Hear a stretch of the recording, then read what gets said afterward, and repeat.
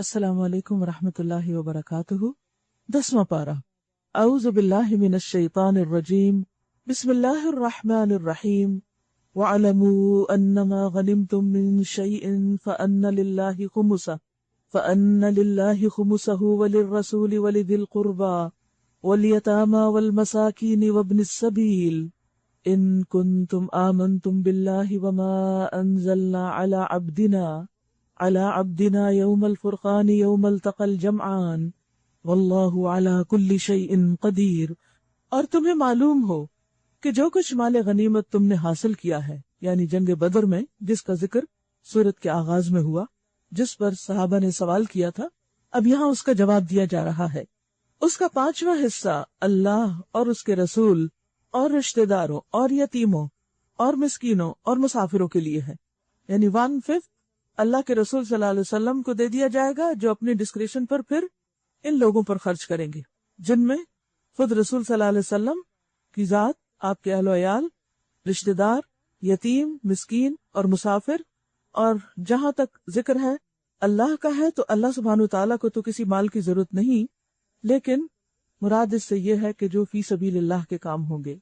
اگر تم اللہ پر ایمان لائے ہو اور اس چیز پر جو فیصلے کے روز یعنی جنگ بدر کو، یعنی دونوں فوجوں کی مٹ بھیڑ کے دن ہم نے اپنے بندے پر نازل کی تھی، تو یہ حصہ بخوشی ادا کرو۔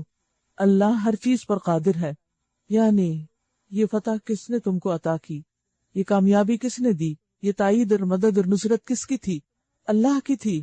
جب اس کی خاص رحمت سے تمہیں یہ فتح حاصل ہوئی تو پھر اس میں ملنے والے مال غنیمت پر بھی سارا تمہارا اختیار نہیں، یہ تمہاری کوشش سے تم کو نہیں ملا، یہ اللہ کی مدد سے حاصل ہوا ہے، اس لیے اس کی تقسیم کا فیصلہ بھی اللہ ہی کرے گا۔ کیونکہ دور جاہلیت میں تو جب جنگ ہوتی، لڑائی ہوتی، تو جس کے ہاتھ جو لگ جاتا وہ اس کو اپنی ملکیت بنا لیتا، لیکن اسلام نے ایک ڈسپلن کے ساتھ، پوری حکمت اور وزڈم کے ساتھ حصے مقرر کیے، اور باقی جو حصے تھے ان کو پھر جو بھی لوگ جنگ میں جنہوں نے شرکت کی ان میں تقسیم کیا گیا۔ اذ انتم بالعدوۃ الدنیا وَهُمْ بِالْعُدْوَةِ الْقُصْوَى وَالرَّكْبُ أَسْفَلَ مِنْكُمْ۔ یاد کرو وہ وقت جب تم وادی کے اس جانب تھے اور وہ دوسری جانب پڑاؤ ڈالے ہوئے تھے، یعنی تمہارے دشمن، اور قافلہ تم سے نیچے ساحل کی طرف تھا، وہ تو بچ کے نکل گیا۔ اگر کہیں پہلے سے تمہارے اور ان کے درمیان مقابلے کی قرارداد ہو چکی ہوتی تو تم ضرور اس موقع پر پہلو تہی کر جاتے، لیکن جو کچھ پیش آیا وہ اس لیے تھا کہ جس بات کا فیصلہ اللہ کر چکا تھا اسے ظہور میں لے آئے، تاکہ جسے ہلاک ہونا ہے وہ دلیل روشن کے ساتھ ہلاک ہو، اور جسے زندہ رہنا ہے وہ دلیل روشن کے ساتھ زندہ رہے۔ یقیناً اللہ سننے اور جاننے والا ہے۔ یعنی اللہ سبحانہ وتعالیٰ نے مسلمانوں کو قافلے کا پیچھا کرنے کی بجائے، جس کے پاس بہت سا مال تھا، کس بات کی طرف وہ لے گیا اور کیا اسباب پیدا کر دیے کہ حق اور باطل کے درمیان فرق واضح ہو جائے اور مسلمانوں کو ایک واضح پتہ نصیب ہو۔ اور اصل مقصد بھی یہی ہے۔ دین میں جنگ کا مقصد مال یا دنیا کمانا نہیں ہوتا، جبکہ باقی اقوام میں مقاصد جنگ عموماً ناموری، طاقت کا مظاہرہ اور مال اور اسباب جمع کرنا ہے۔ یہاں سے اسلام اور غیر اسلام کی جنگوں کا فرق واضح ہو جاتا ہے۔ اور جنگ بدر کا بھی اصل مقصد کیا تھا؟ تاکہ مسلمانوں اور کفار کے درمیان کس بات کا فیصلہ ہو جائے کہ آگے زندہ کس کو رہنا ہے، باقی کس کو رہنا ہے اور کس کو مٹنا ہے۔ اور اللہ سبحانہ وتعالیٰ نے یہ فیصلہ کر دیا۔ 70 ان کے لوگ قید ہو گئے، 70 مارے گئے، بری طرح ان کو شکست ہوئی اور مسلمانوں کی دھاک بیٹھ گئی۔ اور اس دن یہ فیصلہ ہو گیا کہ آئندہ اب کامیابی کس کے لیے ہے، یا کون رول کرے گا، یا کون زندہ رہے گا، کس کا پیغام باقی رہے گا۔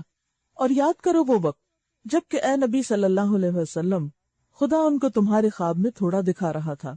اگر کہیں وہ تمہیں ان کی تعداد زیادہ دکھا دیتا تو ضرور تم لوگ ہمت ہار جاتے اور لڑائی کے معاملے میں جھگڑا شروع کر دیتے، لیکن اللہ ہی نے اس سے تمہیں بچایا۔ یقیناً وہ سینوں کا حال تک جانتا ہے۔ جنگ کے موقع پر اللہ سبحانہ وتعالیٰ نے خاص طور پر جو اپنی تائید کی اور مدد فرمائی وہ یہ تھی کہ مختلف مواقع پر دشمنوں کی فوج کو کم یا زیادہ دکھایا، جس سے مسلمانوں کے دل جمے رہے اور وہ آسانی کے ساتھ اپنا کام کر سکے۔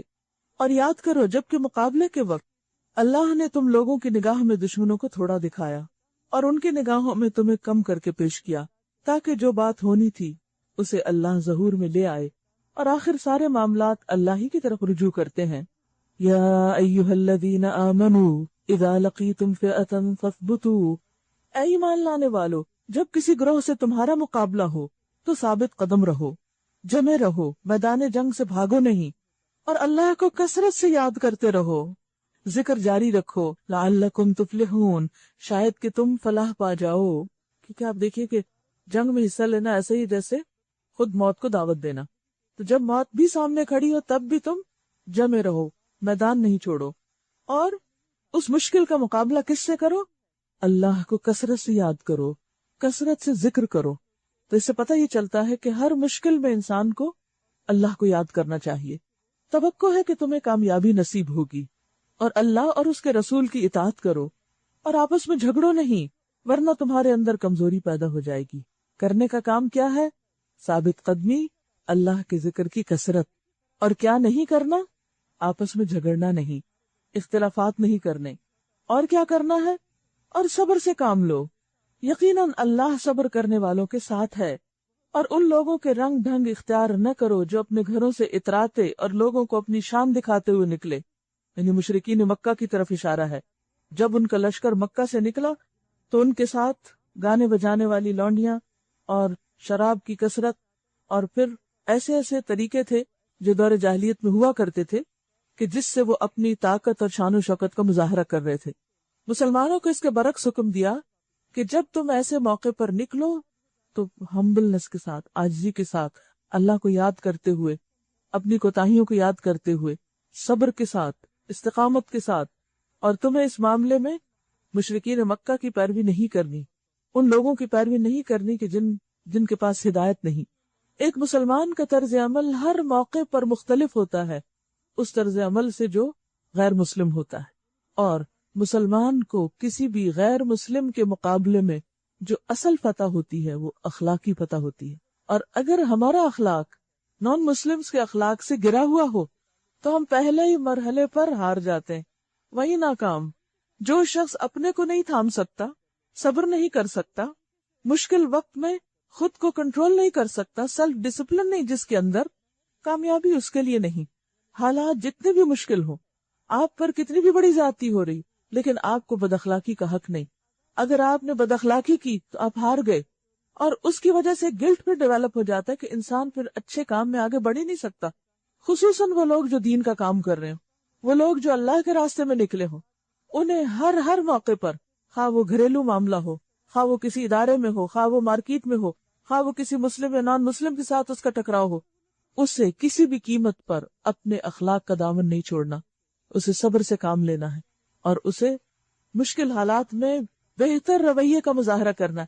اگر آپ بھی وہی کر رہے ہیں جو دوسرے کر رہے ہیں، برابری کا معاملہ کر رہے ہیں، یا ان سے بھی بدتر کر رہے ہیں، تو پھر تو آپ صرف نام کے مسلمان ہوئے۔ لہٰذا کہیں بھی ہوں اپنی آئیڈینٹی کو برقرار رکھیں۔ یہ آئیڈینٹی صرف داڑھی رکھنے سے اور صرف حجاب پہننے سے نہیں ہوتی، یہ آئیڈینٹی اچھے اخلاق کے ذریعے ہوگی کہ ہم مسلمان ہیں، اور اسی کردار کو آپ پورے قرآن میں دیکھ سکتے ہیں۔ اور نبی صلی اللہ علیہ وسلم کا بھی کردار کیا تھا؟ کان خلقہ القرآن، چلتا پھرتا قرآن، کہ جو اصول ضابطے بتائے گئے یہاں، جو مختلف واقعات کے اندر سبق سکھایا گیا، وہ سب کچھ عملی طور پر نبی صلی اللہ علیہ وسلم کی زندگی میں پایا جاتا تھا، اور یہ بے انتہا ضروری ہے۔ تو آپ دیکھیے کہ صرف 3 آیتیں ہیں، ان 3 آیات کے اندر پورا جنگی اخلاق اور کردار بتا دیا گیا ہے کہ مومن جب نکلتا ہے جنگ کے لیے بھی تو وہ کیا کرتا ہے اور کیا نہیں کرتا۔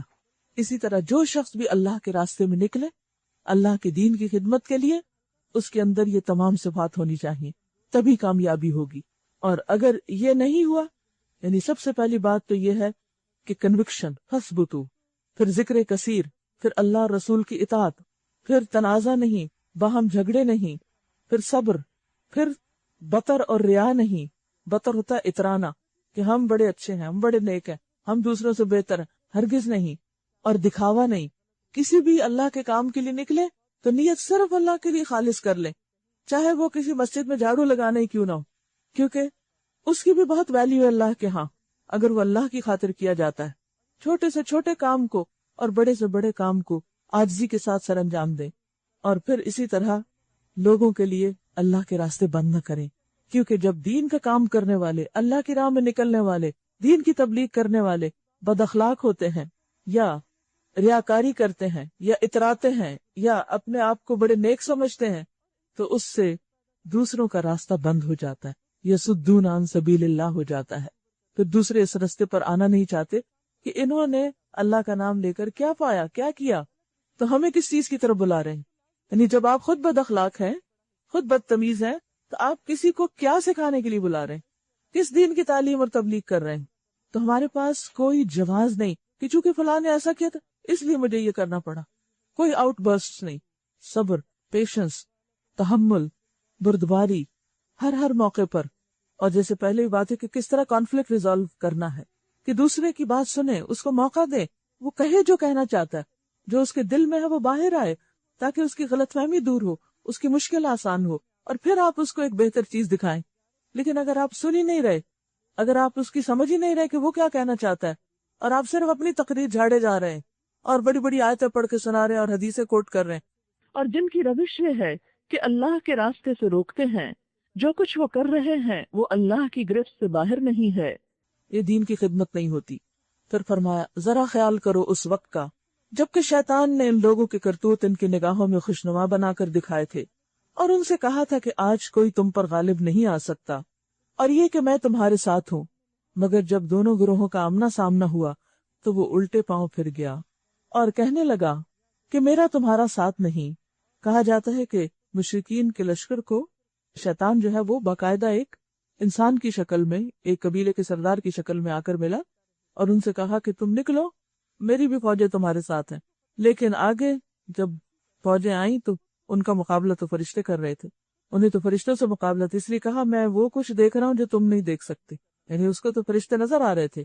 مجھے خدا سے ڈر لگتا ہے اور خدا بڑی سخت سزا دینے والا ہے۔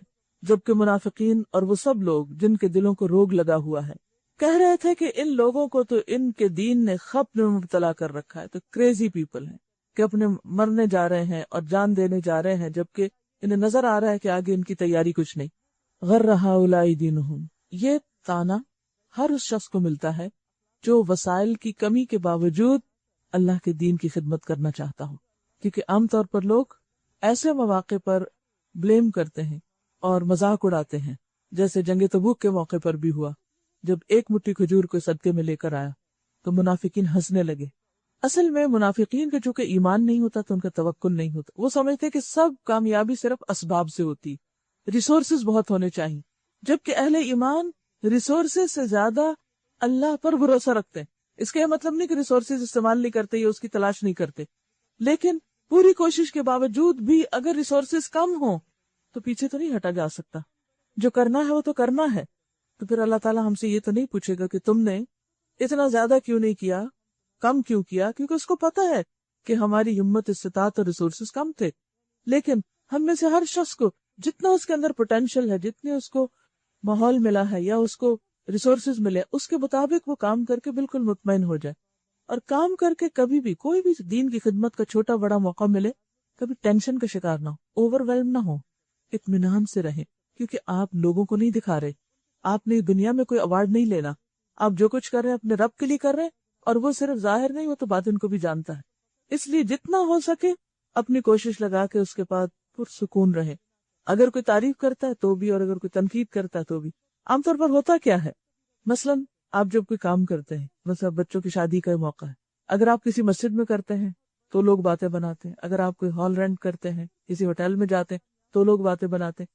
آپ کچھ بھی کر لیں، سب لوگ آپ سے راضی نہیں ہو سکتے۔ اگر آپ زیادہ لوگوں کو بلا لیتے ہیں تو لوگ باتیں بناتے ہیں کہ دیکھو کتنی اس میں فضول خرچی کی، اور اگر آپ سلیکٹڈ لوگوں کو بلاتے ہیں تب لوگ باتیں بناتے ہیں کہ فلاں فلاں کو تو بلایا ہی نہیں، اور کچھ اور لوگ ناراض ہو جاتے ہیں۔ تو لوگوں کی باتیں تو کبھی ختم ہوں گی نہیں، اس لیے اللہ سبحانہ و تعالیٰ نے ہمیں اس سے اوپر اٹھا دیا۔ تو سچے اہل ایمان جو ہوتے ہیں وہ لوگوں کے رویے کے تابع نہیں ہوتے، وہ ان ساری باتوں سے اوپر اٹھ کے عمل کرتے ہیں، اور وہ بہترین اخلاق کا مظاہرہ کرتے ہوئے اپنے کام کرتے چلے جاتے ہیں۔ حالانکہ اگر کوئی اللہ پر بھروسہ کر لے تو یقیناً اللہ بڑا زبردست اور دانا ہے۔ کاش تم اس حالت کو دیکھ سکتے جبکہ فرشتے مقتول کافروں کی روحیں قبض کر رہے تھے، وہ ان کے چہروں اور ان کے کولوں پر ضربیں لگا رہے تھے، مار رہے تھے ان کے جسموں پر، اور کہتے جاتے تھے لو اب جلنے کی سزا بھگتو۔ اب دیکھیے کہ جب وہ جان لے رہے تھے تو ان کی پٹائی بھی کر رہے تھے ساتھ، مگر کسی کو ظاہر نظر نہیں آ رہی، کیونکہ فرشتے جو کچھ کرتے ہیں وہ نہیں پتہ چلتا۔ اسی طرح عام حالات میں بھی منافقین کی جب جان لی جاتی ہے یا جو لوگ بد عمل ہوتے ہیں تو فرشتے ان کے ساتھ بڑی سختی کا معاملہ کرتے ہیں، یعنی تکلیف کے ساتھ ان کی جان لیتے ہیں۔ اور پھر یہ کہ ہم عام طور پہ قبر کا عذاب یا برزخ کی سزا کو بھی نہیں مانتے، تو یہاں آپ دیکھیے کہ لکھا ہے کہ لو اب جلنے کی سزا بھگتو، یعنی مرنے کے ساتھ ہی ان کی سزا بھی شروع ہو گئی۔ یہ وہ جزا ہے جس کا سامان تمہارے اپنے ہاتھوں نے پیشگی مہیا کر رکھا تھا، ورنہ اللہ تو اپنے بندوں پر ظلم کرنے والا نہیں۔ یہ معاملہ ان کے ساتھ اسی طرح پیش آیا جس طرح آل فرعون اور ان سے پہلے کے دوسرے لوگوں کے ساتھ پیش آتا رہا۔ آل فرعون کو بھی کیا ہوا؟ سورۃ المؤمن میں آپ پڑھیں گے کہ کس طرح وہ پانی میں ڈوب کے مرے تھے، لیکن صبح و شام آگ پر پیش کیے جاتے ہیں، اور ابھی تو قیامت نہیں آئی، اور جب قیامت آئے گی تو اس دن کہا جائے گا چکھو اپنے کیے کی سزا۔ تو بات یہ ہے کہ جب ہم ایک دفعہ قرآن کے شروع میں کہہ دیتے ہیں وَيُؤْمِنُونَ بِالْغَيْبِ کہ ہم غیب پر ایمان لائے، تو اس کے بعد پھر جو کچھ بھی ہمیں قرآن و سنت میں بتایا جاتا ہے جو ہماری آنکھیں نہیں دیکھ سکتی، اس کو ماننا لازم ہو جاتا ہے، کیونکہ اللہ سبحانہ وتعالیٰ ہر چیز ہمیں دکھا کے نہیں کرتے، اس طریقے پر نہیں کرتے کہ ہمیں نظر آ رہا ہے تو وہی بس ہم مانیں۔ بہت سی ایسی چیزیں جو ہمیں نظر نہیں آتی اور ایک خاص وقت کے بعد نظر آئیں گی، اگلے مرحلے پر نظر آئیں گی، مرنے کے بعد نظر آئیں گی۔ ابھی کا کام کیا ہے کہ اللہ کی باتوں پر یقین کر کے اس کی تیاری کر لیں۔ قوم نوح کس طرح ختم ہوئی تھی؟ پانی میں ڈوبے تھے وہ بھی۔ قرآن مجید میں آتا ہے اغرقوا فادخلوا نارا، وہ غرق کیے گئے اور آگ میں داخل کر دیے گئے۔ بس ہماری آنکھیں دیکھ رہی ہیں کہ وہ پانی میں جا رہے ہیں، اور اللہ سبحانہ و تعالیٰ بتا رہے ہیں ادخلوا نارا کہ وہ آگ میں جا رہے ہیں۔ جس کو ہم پانی کہہ رہے ہیں وہ اللہ کے ہاں ان کے لیے آگ بن گیا۔ ویسے بھی آپ دیکھیے پانی کس چیز کا مجموعہ ہے؟ آکسیجن اور ہائیڈروجن کا، ایک جلنے والی ہے دوسری جلانے والی۔ یہ معاملہ ان کے ساتھ اسی طرح پیش آیا جس طرح آل فرعون اور ان سے پہلے کے دوسرے لوگوں کے ساتھ پیش آتا رہا ہے، کہ انہوں نے اللہ کی آیات کو ماننے سے انکار کیا اور اللہ نے ان کے گناہوں پر انہیں پکڑ لیا۔ اللہ قوت رکھتا ہے اور سخت سزا دینے والا ہے۔ یہ اللہ کی اس سنت کے مطابق ہوا کہ وہ کسی نعمت کو جو اس نے کسی قوم کو عطا کی ہو اس وقت تک نہیں بدلتا جب تک کہ وہ قوم خود اپنے طرز عمل کو نہیں بدل دیتی۔ آج اگر مسلمان پستی کا شکار ہے تو اس کے لیے انہیں خود ہی سٹرگل کرنی ہوگی۔ اللہ کی مدد اس وقت آئے گی جب پہلا قدم ہم اٹھائیں گے، جب ہم ارادہ کر لیں گے کچھ کرنے کا تو اللہ کی مدد بھی آ جائے گی۔ اللہ سب کچھ سننے اور جاننے والا ہے۔ آل فرعون اور ان سے پہلے کی قوموں کے ساتھ جو کچھ پیش آیا وہ اسی ضابطے کے مطابق تھا۔ انہوں نے اپنے رب کی آیات کو جھٹلایا، تب ہم نے ان کے گناہوں کی پاداش میں انہیں ہلاک کیا اور آل فرعون کو غرق کر دیا۔ یہ سب ظالم لوگ تھے۔ ان شر الدواب عند اللہ الذین کفروا فہم لا یؤمنون، یقیناً اللہ کے نزدیک زمین پر چلنے والی مخلوق میں سب سے بدتر وہ لوگ ہیں جنہوں نے حق کو ماننے سے انکار کر دیا۔ کیوں؟ اس لیے کہ کائنات کا ذرہ ذرہ حق کو مانتا ہے، اپنے رب کو پہچانتا ہے، اس کی تسبیح کرتا ہے، اس کے آگے جھکتا ہے، لیکن انسان جس کو چوائس دی گئی تھی وہ اس معاملے میں پیچھے رہ گیا اور صرف انا کا شکار ہو کر خواہشات کے پیچھے چل کر وہ نہ کر سکا جو اس کو کرنا چاہیے تھا۔ اور کرنا کیا چاہیے تھا کہ جو حق اللہ نے پیغمبر کے ذریعے بھیجا اس کو وہ مان لیتا، پھر کسی طرح وہ اسے قبول کرنے پر تیار نہیں، یعنی کوئی دلیل ان پر اثر نہیں کرتی، کوئی نشانی ان کو سمجھ نہیں آتی، خصوصاً ان میں سے وہ لوگ جن کے ساتھ تو نے معاہدہ کیا، پھر وہ ہر موقع پر اس کو توڑتے ہیں اور ذرا خدا کا خوف نہیں کرتے۔ بس اگر یہ لوگ تمہیں لڑائی میں مل جائیں تو ان کی ایسی خبر لو کہ ان کے بعد جو دوسرے لوگ ایسی روش اختیار کرنے والے ہوں ان کے حواس باختہ ہو جائیں۔ توقع ہے کہ بدعہدوں کے اس انجام سے وہ سبق لیں گے، اور اگر کبھی تمہیں کسی قوم سے خیانت کا اندیشہ ہو تو اس کے معاہدے کو علانیہ اس کے آگے پھینک دو۔ یقیناً اللہ خائنوں کو پسند نہیں کرتا، یعنی اگر کسی کے ساتھ معاہدہ و کانٹریکٹ ہوا ہے اور تم دیکھو کہ دوسرا فریق پورا نہیں کر رہا تو تم چپکے سے خود نہیں توڑ دو، سامنے لا کے ختم کرو، اس کو کینسل کرو۔ منکرین حق اس غلط فہمی میں نہ رہے کہ وہ بازی لے گئے، یقیناً وہ ہم کو ہرا نہیں سکتے۔ وَأَعِدُّوا لَهُم مَّا اسْتَطَعْتُم مِّن قُوَّةٍ وَمِن رِّبَاطِ الْخَيْلِ تُرْهِبُونَ بِهِ عَدُوَّ اللَّهِ وَعَدُوَّكُمْ وَآخَرِينَ مِن دُونِهِمْ لَا تَعْلَمُونَهُمْ اللہ یعلمہم وما تنفقوا من شیء فی سبیل اللہ یوفى الیکم وانتم لا تظلمون۔ اور تم لوگ جہاں تک تمہارا بس چلے زیادہ سے زیادہ طاقت اور تیار بندھے رہنے والے گھوڑے ان کے مقابلے میں مہیا رکھو، تاکہ اس کے ذریعے سے اللہ کے اور اپنے دشمنوں کو اور دوسرے دشمنوں کو خوف زدہ کرو جنہیں تم نہیں جانتے مگر اللہ جانتا ہے۔ یعنی ہر حال میں پریپیئرڈ رہو، اپنے آپ کو دشمن کے لیے ترنوالا نہ بناؤ۔ اللہ کی راہ میں جو کچھ تم خرچ کرو گے، یہاں کا خرچ کرنا کس چیز پہ ہے؟ اس تیاری کے لیے۔ اس کا پورا پورا بدل تمہاری طرف پلٹایا جائے گا اور تمہارے ساتھ ہرگز ظلم نہ ہوگا۔ اب دیکھیے کہ ایک ہوتا ہے کار دین اور ایک ہوتا ہے اس کی تیاری۔ کچھ لوگ فرنٹ پر کام کر رہے ہوتے ہیں اور کچھ لوگ بیک پر ان کو سپورٹ کر رہے ہوتے ہیں، اور دونوں اجر میں برابر ہوتے ہیں اپنی نیتوں اور اپنی کوششوں کے ساتھ۔ کچھ لوگ جان کے ساتھ کام کرتے ہیں، کچھ مال کے ساتھ، اور کچھ جان اور مال دونوں لگاتے ہیں۔ تو ظاہر ہے جتنا کوئی لگائے گا اتنا ہی اجر پائے گا۔ لیکن یہ دین کی خدمت کا کام کسی ایک شخص کا کام نہیں ہوتا، یہ اکیلے کرنے کا کام نہیں ہوتا، یہ ٹیم ورک ہوتا ہے جس میں مختلف لوگوں کے مختلف رولز ہوتے ہیں، اور جب تک ہر ایک اپنی ذمہ داری پوری نہ کرے اس وقت تک کام نہیں چلتا، کامیابی نہیں ہوتی۔ کہیں سکلز درکار ہوتی، کہیں پر طاقت درکار ہوتی، کہیں مال چاہیے ہوتا ہے، کہیں کچھ اور چاہیے۔ تو جہاں جہاں جس چیز کی ضرورت ہو وہاں جو کچھ لا سکتا ہو، جو کچھ کر سکتا ہو اسے کرنا چاہیے، اور اسی طرح ہر ایک کا حصہ اس میں پڑتا ہے اور سب اپنی ذمہ داری سے عہدہ برآ ہوتے ہیں۔ اور اے نبی صلی اللہ علیہ وسلم، اگر دشمن صلح اور سلامتی کی طرف مائل ہوں تو تم بھی اس کے لیے مائل ہو جاؤ اور اللہ پر بھروسہ کرو، یقیناً وہی سب کچھ سننے اور جاننے والا ہے۔ اور اگر وہ دھوکے کی نیت رکھتے ہوں تو تمہارے لیے اللہ کافی ہے۔ یعنی اسلام یہ نہیں چاہتا کہ تم ہر حال میں لڑو ہی۔ اگر تمہارا دشمن لڑنا نہیں چاہتا اور وہ تم سے صلح چاہتا ہے تو تم صلح کر لو۔ صلح کرنے میں عموماً کیا مشکل ہوتی ہے کہ کیا پتا وہ ہمیں دھوکہ دے جائے، بظاہر صلح کر کے پھر ہم پہ حملہ آور ہو جائے۔ تو فرمایا کہ اگر وہ دھوکہ دے اور دھوکے کی نیت سے یہ کر رہا ہے تو بھی اللہ پہ بھروسہ کرو، تمہاری مدد کے لیے اللہ کافی۔ یہ کتنی خوبصورت بات ہے اور دل بڑھانے والی کہ انسان بعض اوقات کسی کے ساتھ معاملہ کر رہا ہوتا ہے۔ آپ دیکھیں کہ عام روزمرہ زندگی میں بھی آپ لوگوں کے ساتھ معاملات کرتے ہیں، کانٹریکٹس کرتے ہیں، آپ کسی کے ساتھ بزنس میں شریک ہوتے ہیں، کسی کے ساتھ شادی کے رشتے میں شریک ہوتے ہیں، کسی کے ساتھ کسی طرح۔ اب یہ ہوتا ہے کہ یہ دنیا چونکہ پرفیکٹ نہیں، ہر جگہ انسان کو کچھ نہ کچھ ایسی چیزیں پریشان کرتی ہیں کہ اگر میں اس شخص کے ساتھ یہ معاملہ کر لوں کہ یہ معاہدہ ہو جائے تو کہیں ایسا نہیں ہے مجھے دھوکہ دے جائے۔ شادی ہوتے کوئی سوچے کیا پتہ یہ مجھے چھوڑ جائے، یا یہ کہ بزنس کرتے کیا پتہ یہ دھوکہ دے جائے اور لے کے سب کچھ چلا جائے۔ اسی طرح دشمن سے صلح کرتے وقت کیا پتہ دشمن دھوکہ دینا چاہتا اور پھر حملہ آور ہو جائے۔ فرمایا کہ جب معاملہ کرو ظاہر پہ کرو، اور جو چیز انسانوں کی بھلائی اور فائدے میں ہے، جس چیز میں خیر دیکھو، استخارہ انسان کر لیتا، اللہ سے مدد اور دعا کر لیتا، اس کے بعد فیصلہ کر لے۔ فیصلہ کرنے کے بعد انسان کو مذبذب نہیں رہنا چاہیے۔ میں نے دیکھا کہ بہت سے لوگ منگنی نکاح ہونے کے باوجود استخارے کر رہے ہوتے ہیں کہ دل نہیں ٹھک رہا، کوئی ایک بات بادر کر رہی ہوتی، اور وہ شیطان ہوتا ہے کہ جو انسان کو پریشان کیے رکھتا ہے۔ دنیا میں کوئی شادی ایسی نہیں ہوتی کہ جس میں کوئی مشکل نہ آئے، کوئی تعلق رشتہ ایسا نہیں ہوتا کہ جس میں اونچ نیچ نہ ہو۔ کہیں نہ کہیں انسان کو خوشی کے ساتھ غم اور غم کے ساتھ خوشی نظر آتی ہے۔ تو ایسے میں انسان ان چیزوں میں بہت نہ الجھے، اللہ پر بھروسہ کرتے وقت دوسرے کے ساتھ کانٹریکٹ کر لے، اور اس کے بعد اگر وہ گڑبڑ کرتا ہے تو مدد اللہ کی تمہارے ساتھ ہوگی، کیونکہ تم نے اس کی اور عوام الناس کی بھلائی کو دیکھتے ہوئے ایک کام کیا۔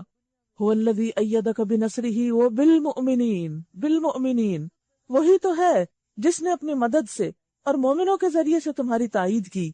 یعنی اللہ سبحانہ وتعالیٰ خود بھی مدد کرتا ہے اور بندوں کے ذریعے بھی مدد کرواتا ہے۔ یعنی آپ پیغمبر ہیں، اللہ کی تائید براہ راست آپ کو حاصل ہے، لیکن وہ تائید اسباب کے پردے میں، اور وہ اسباب کیا ہیں؟ صحابہ کرام، اور وہ تیاری جو پیچھے جس کا ذکر ہوا۔ دنیا میں کوئی بھی آپ کو کام کرنا ہو، چاہے آپ کو حج عمرے پہ جانا ہے یا کسی دین کے کام میں کچھ پڑھنے پڑھانے، سیکھنے سکھانے، تبلیغ کرنے، دعویٰ کا کام کر، کچھ بھی کرنے، تو اس میں آپ کو اللہ کی مدد کے ساتھ بندوں کی تائید بھی چاہیے ہوتی، بندوں کی سپورٹ بھی چاہیے ہوتی۔ اسی لیے والعصر ان الانسان لفی خسر الا الذین آمنوا وعملوا الصالحات وتواصوا بالحق وتواصوا بالصبر۔ قسم ہے زمانے کی، یقیناً انسان خسارے میں ہے سوائے ان کے جو ایمان لا کر نیک کام کرے اور ایک دوسرے کو حق کی تلقین اور صبر کی تلقین کرے، خود بھی جمع اور دوسرے کو بھی جمائے رکھے۔ تو یہ جو سپورٹ گروپ کا کانسیپٹ ہے یہ ہمیں دین نے دیا ہے کہ ایک دوسرے کے لیے مددگار بنو، کونوا انصار اللہ، ایک دوسرے کے ہیلپرز بنو. اور دیکھو کہ تم کہاں فٹ آتے ہو، تم گاڑی کا کون سا پرزا ہو. بعض اوقات اب دیکھتے ہیں کہ ایک بڑی مشینری ہوتی ہے نا، تو اس میں کچھ حصے تو بڑے بڑے پارٹس ہوتے ہیں، مثلا انجن ہے، بڑی چیز ہے، چھت ہے، اس کی باڈی ہے، اس کے اندر کی اور چیزیں. لیکن بعض اوقات ایک چھوٹا سا پرزا جو ہوتا ہے وہ ان بڑی بڑی چیزوں سے بھی بڑا کام کر رہا ہے. اگر وہ کام نہ کرے، بریک فیل ہو جائے، بریک کتنی بڑی ہوتی، انجن کے مقابلے میں تو چھوٹی ہوتی، انجن کام کر رہا، بریک کام نہیں کری، گاڑی نہیں چلے گی، خطرہ ہے اگر وہ چلے تو ہمیں یہ دیکھنا چاہیے کہ اللہ نے ہمیں کیا صلاحیت دی. اللہ کے دین کے کام میں ہم کہیں بھی استعمال ہو جائے، چاہے وہ ایک نٹ ہو، چھوٹا سا، چھوٹی سے پرزا ہو، کیل ہو، کانٹا ہو، کہیں ہو، لیکن ہم اس گاڑی کا حصہ بن جائے، اس ٹیم کا حصہ بن جائے، اس مشن کا حصہ بن جائے جس کو اللہ نے اپنے کام کے لیے موقع دیا ہے. اور یہی ہم میں سے ہر ایک کی تمنا ہونی چاہیے. اس میں کوئی بڑا بڑا نہیں ہوتا اور چھوٹا چھوٹا نہیں ہوتا. اصل بڑا وہ ہے جس کو اللہ بڑا کہتا ہے اور جو اللہ کی نظر میں بڑا قبول ہو جاتا ہے. فرمایا وہی تو ہے جس نے اپنی مدد سے اور مومنوں کے ذریعے سے تمہاری تائید کی اور مومنوں کے دل ایک دوسرے کے ساتھ جوڑ دیے. تم روئے زمین کی ساری دولت بھی خرچ کر ڈالتے تو ان لوگوں کے دل نہ جوڑ سکتے تھے. گویا دین کے کام میں سب سے اہم چیز دلوں کا جڑا ہونا ہے، دلوں کا یک رخ ہونا ہے. آپس کے اختلاف اور نسلی اور زبانی اور قومی فرقہ واریت، ان چیزوں کو چھوڑ کر مقصد پہ نظر رکھتے ہوئے اللہ کی خاطر ایک دوسرے سے محبت کرنی ہے. اختلاف کے باوجود اتحاد رکھنا ہے، کیونکہ ہم اللہ کے لیے ایک دوسرے سے ملے ہیں. مگر وہ اللہ ہے جس نے ان لوگوں کے دل جوڑے، یقیناً وہ بڑا زبردست اور دانا ہے. یا ایھا النبی حسبک اللہ ومن اتبعک من المؤمنین، اے نبی صلی اللہ علیہ وسلم، تمہارے لیے اور تمہارے پیروکار اہل ایمان کے لیے تو بس اللہ کافی ہے. حسبک اللہ، اے نبی صلی اللہ علیہ وسلم، مومنوں کو جنگ پر ابھارو. اگر تم میں سے 20 آدمی صابر ہوں تو وہ 200 پر غالب آئیں گے، کیونکہ مسلمانوں کی تعداد اس وقت بہت کم تھی اور دن بدن دشمن جو تھے وہ ایک کے بعد ایک جنگ کے لیے آ رہے تھے. اب تعداد کی کمی، اسباب کی کمی کی وجہ سے ان کے حوصلے، یعنی اہل ایمان کے حوصلے کم ہونے لگتے کہ کیا بنے گا. تو اللہ سبحانہ وتعالیٰ فرمایا کہ آپ ان کو موٹیویٹ کرو. یہاں ایک لیڈر کا رول پتہ چلتا ہے. وہ کیا ہے کہ جب وہ دیکھے کہ اس کے ساتھیوں میں، اس کے مددگاروں کا مورال ڈاؤن ہو رہا ہے، تو اس کو چاہیے کہ ان کو موٹیویٹ کرے اور اللہ کی مدد کا یقین دلائے. تو یہاں پر یہی چیز سکھائی جا رہی کہ آپ ان کو ابھارے. حرض المؤمنین علی القتال. اور پھر آپ کیسے یہ کام کرتے تھے؟ لوگوں کو آخرت کا شوق دلا کر. بدر کے موقع پر آپ نے کیا کیا؟ فرمایا ایسی جنت میں جانے کے لیے اٹھ کھڑے ہو جس کی چوڑائی آسمانوں اور زمین کے برابر ہے. ایک صحابی عمر بن حمام نے کہا اس کی چوڑائی آسمان اور زمین کے برابر ہے. یعنی اس کے لیے کانسیپٹ بہت حیرت انگیز تھا. ہم تو یہ بات سن کے اچھا آسمان و برابر، آسمان ٹھیک ہے آسمان، لیکن اس نے واقعی اس بات کو سچ سمجھا اور کہا آسمان و زمین کے برابر. آپ نے فرمایا ہاں. اس پر اس نے بخ بخ کہا، یعنی خوشی کا اظہار کیا اور کہا کہ مجھے امید ہے کہ میں بھی جنت میں جانے والوں میں سے ہوں گا. تو آپ نے فرمایا ہاں.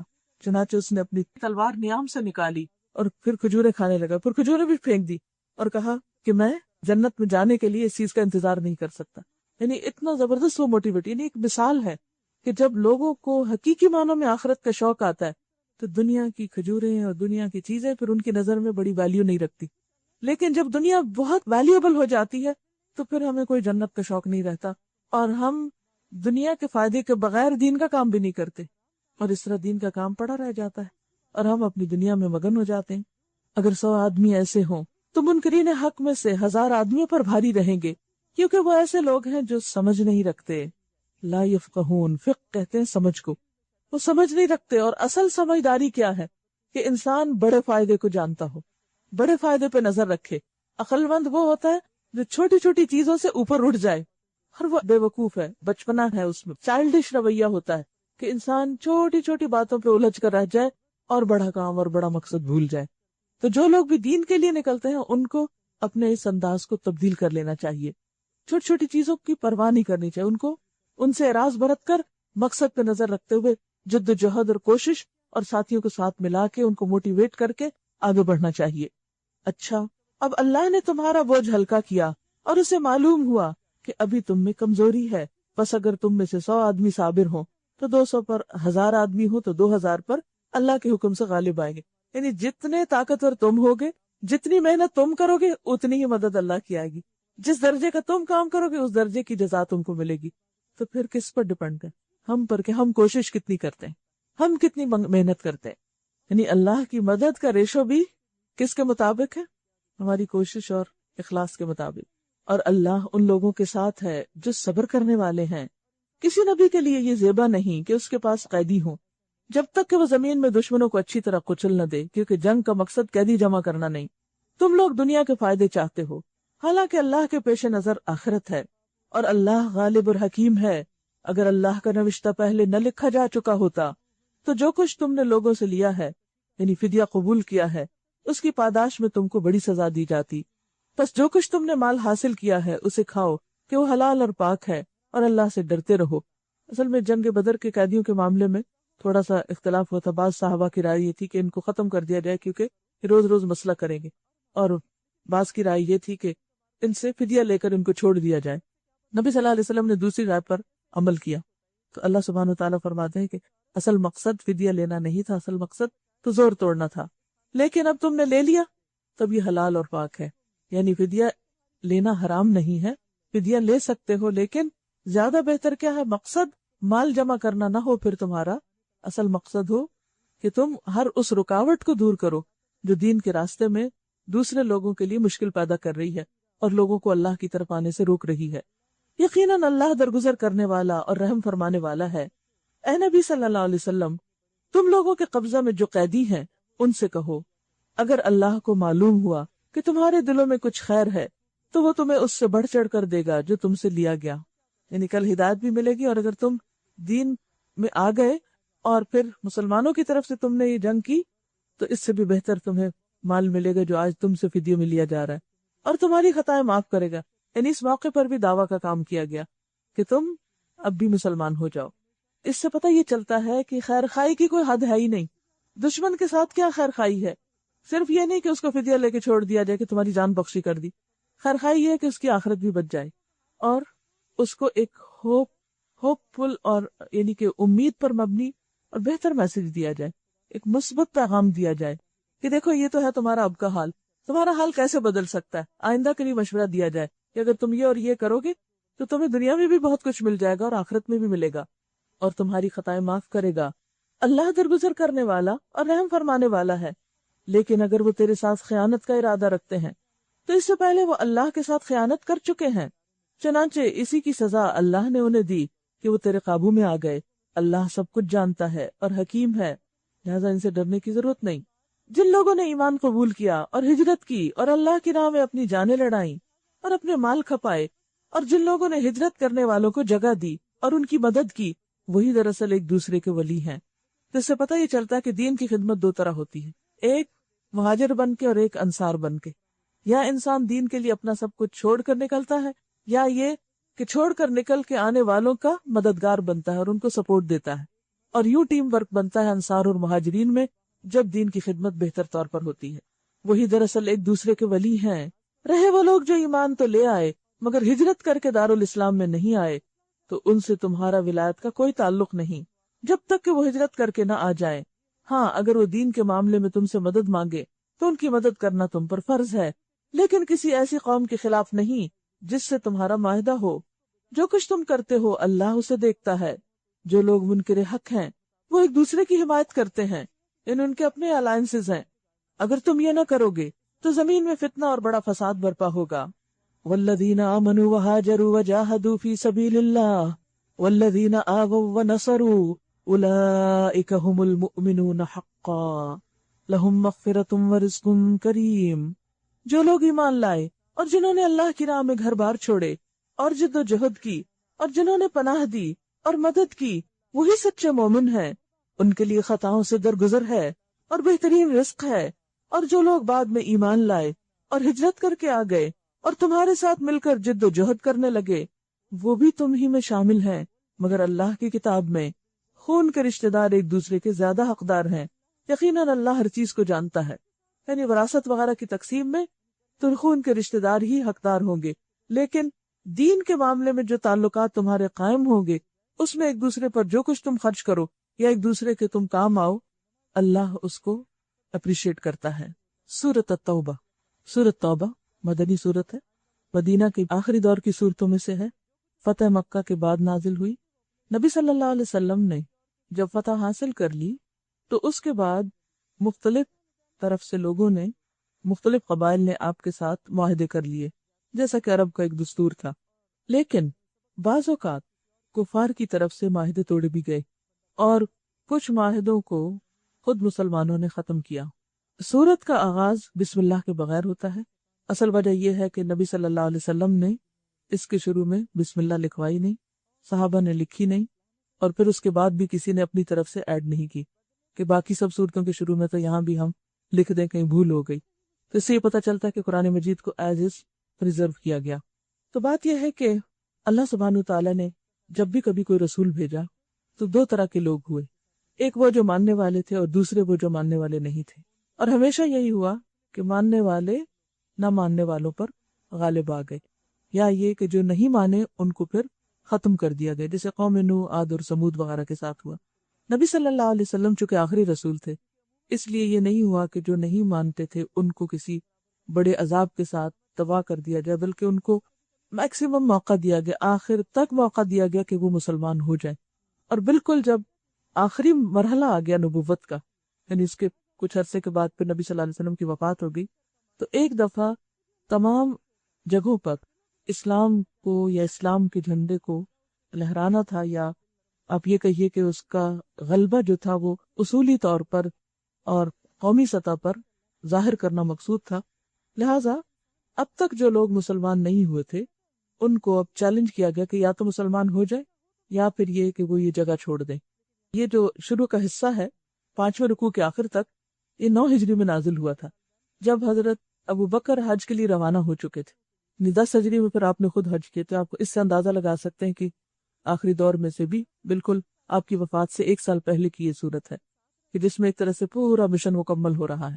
تو اس وقت حضرت ابو بکر حج کو جا چکے تھے جب یہ صورت نازل ہوئی، تو آپ نے پھر حضرت علی کو پیچھے سے بھیجا کہ جا کر حج کے موقع پر یہ اعلان کر دیا جائے۔ کیا اعلان؟ براءۃ من اللہ ورسولہ الی الذین عاہدتم من المشرکین۔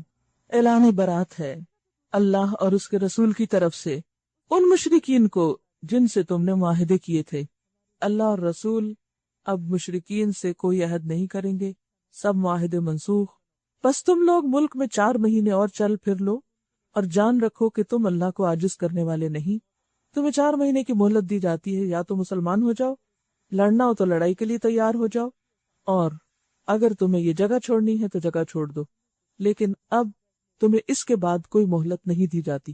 برات کا مطلب یہ ہے کہ تمہاری مہلت ختم ہو گئی، تمہاری آزادی اب ختم ہے۔ اور یہ بھی جان لو کہ اللہ منکرین حق کو رسوا کرنے والا ہے۔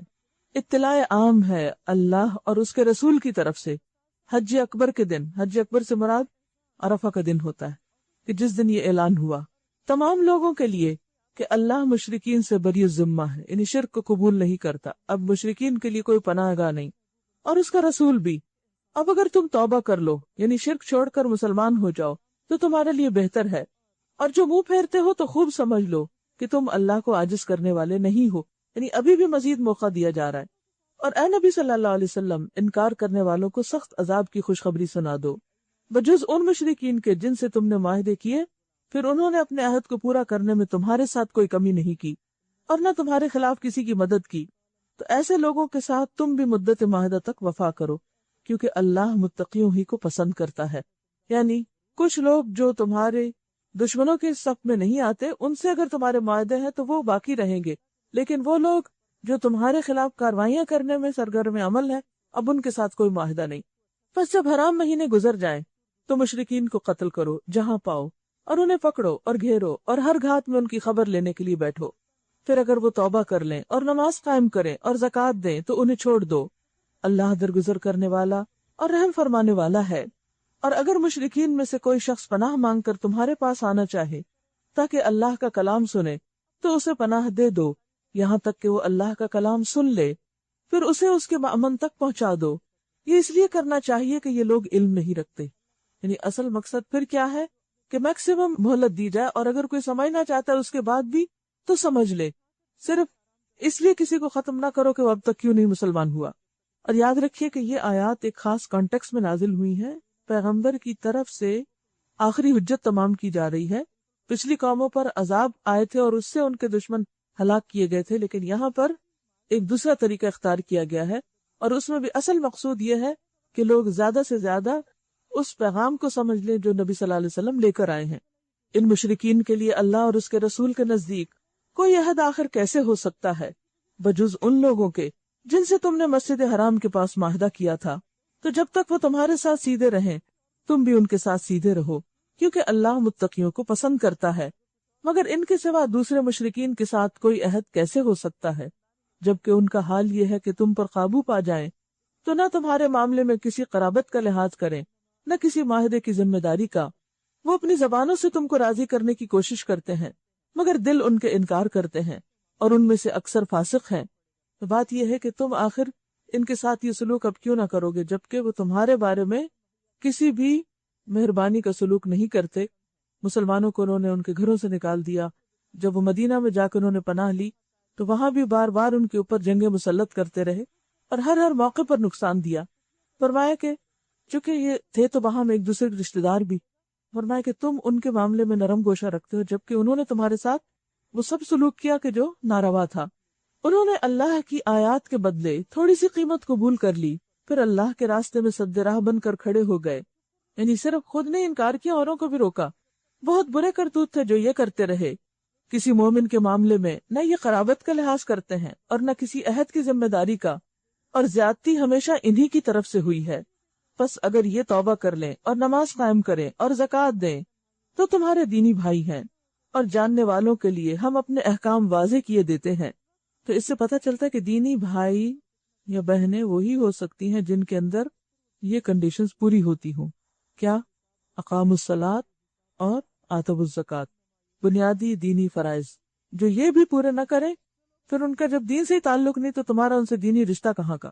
اور جاننے والوں کے لیے ہم اپنے احکام واضح کیے دیتے ہیں، اور اگر عہد کرنے کے بعد یہ پھر اپنی قسموں کو توڑ ڈالیں اور تمہارے دین پر حملے کرنے شروع کر دیں تو کفر کے علم برداروں سے جنگ کرو، کیونکہ ان کی قسموں کا کوئی اعتبار نہیں، شاید کہ پھر وہ تلوار کے زور سے باز آ جائیں۔ الا تقاتلون قوما نکثوا ایمانہم، کیا تم نہ لڑو گے ایسے لوگوں سے جو اپنے عہد توڑتے رہے؟ صلح حدیبیہ کے بعد انہوں نے جو عہد توڑا، اور جنہوں نے رسول کو ملک سے نکال دینے کا ارادہ کیا اور زیادتی کی ابتدا کرنے والے وہی تھے۔ کیا تم ان سے ڈرتے ہو؟ اگر تم مومن ہو تو اللہ اس کا زیادہ مستحق ہے کہ اس سے ڈرو، ان سے لڑو، اللہ تمہارے ہاتھوں سے ان کو سزا دلوائے گا اور انہیں ذلیل و خوار کرے گا، اور ان کے مقابلے میں تمہاری مدد کرے گا، اور بہت سے مومنوں کے دل ٹھنڈے کرے گا، اور ان کے قلوب کی جلن مٹا دے گا، اور جسے چاہے گا توبہ کی توفیق بھی دے گا۔ اللہ سب کچھ جاننے والا اور دانا ہے۔ کیا تم لوگوں نے یہ سمجھ رکھا ہے کہ یوں ہی چھوڑ دیے جاؤ گے، حالانکہ ابھی اللہ نے تو یہ دیکھا ہی نہیں کہ تم میں سے وہ لوگ کون ہیں جنہوں نے اس کی راہ میں جانفشانی کی، اور اللہ اور رسول اور مومنین کے سوا کسی کو جگری دوست نہ بنایا۔ جو کچھ تم کرتے ہو اللہ اس سے باخبر ہے۔ مشرکین کا یہ کام نہیں کہ وہ اللہ کی مسجدوں کے مجاور و خادم بنے۔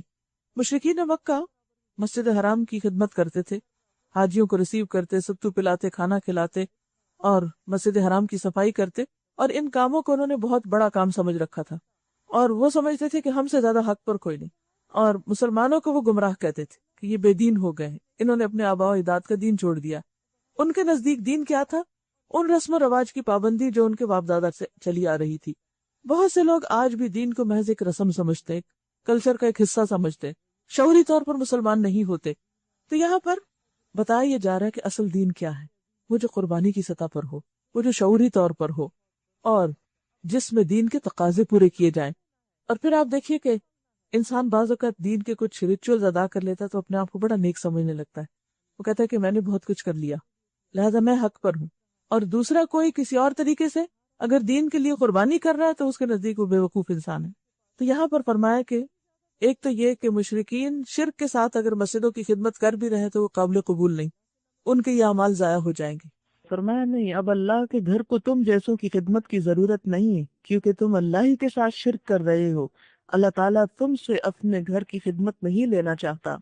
ان کے تو سارے اعمال ضائع ہو گئے، کیونکہ شرک کے ساتھ خواہ کوئی بیت اللہ کی تعمیر کرے یا اس کی صفائی کرے یا اس کی خدمت کرے تو وہ عمل اس کا قابل قبول نہیں، اور جہنم میں انہیں ہمیشہ رہنا ہے۔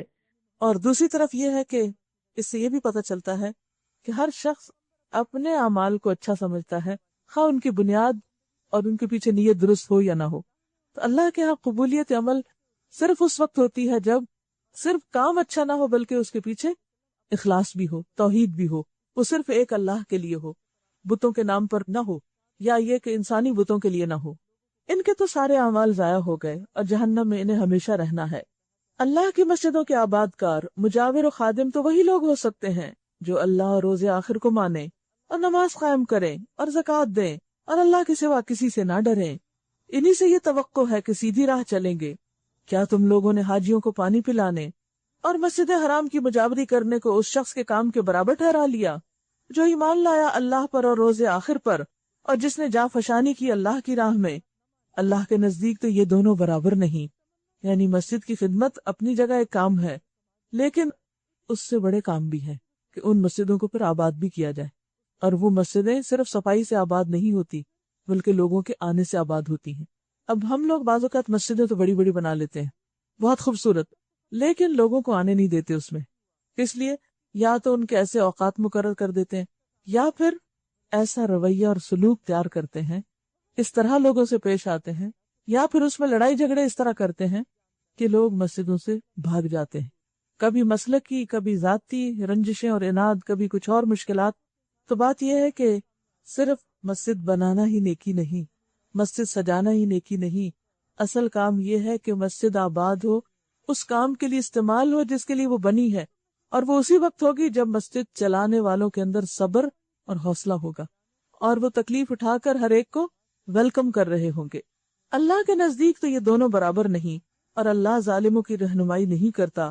اللہ کے ہاں تو انہی لوگوں کا درجہ بڑا ہے جو ایمان لائے اور جنہوں نے اس کی راہ میں گھر بار چھوڑے اور جان اور مال سے جہاد کیا، وہی کامیاب ہیں۔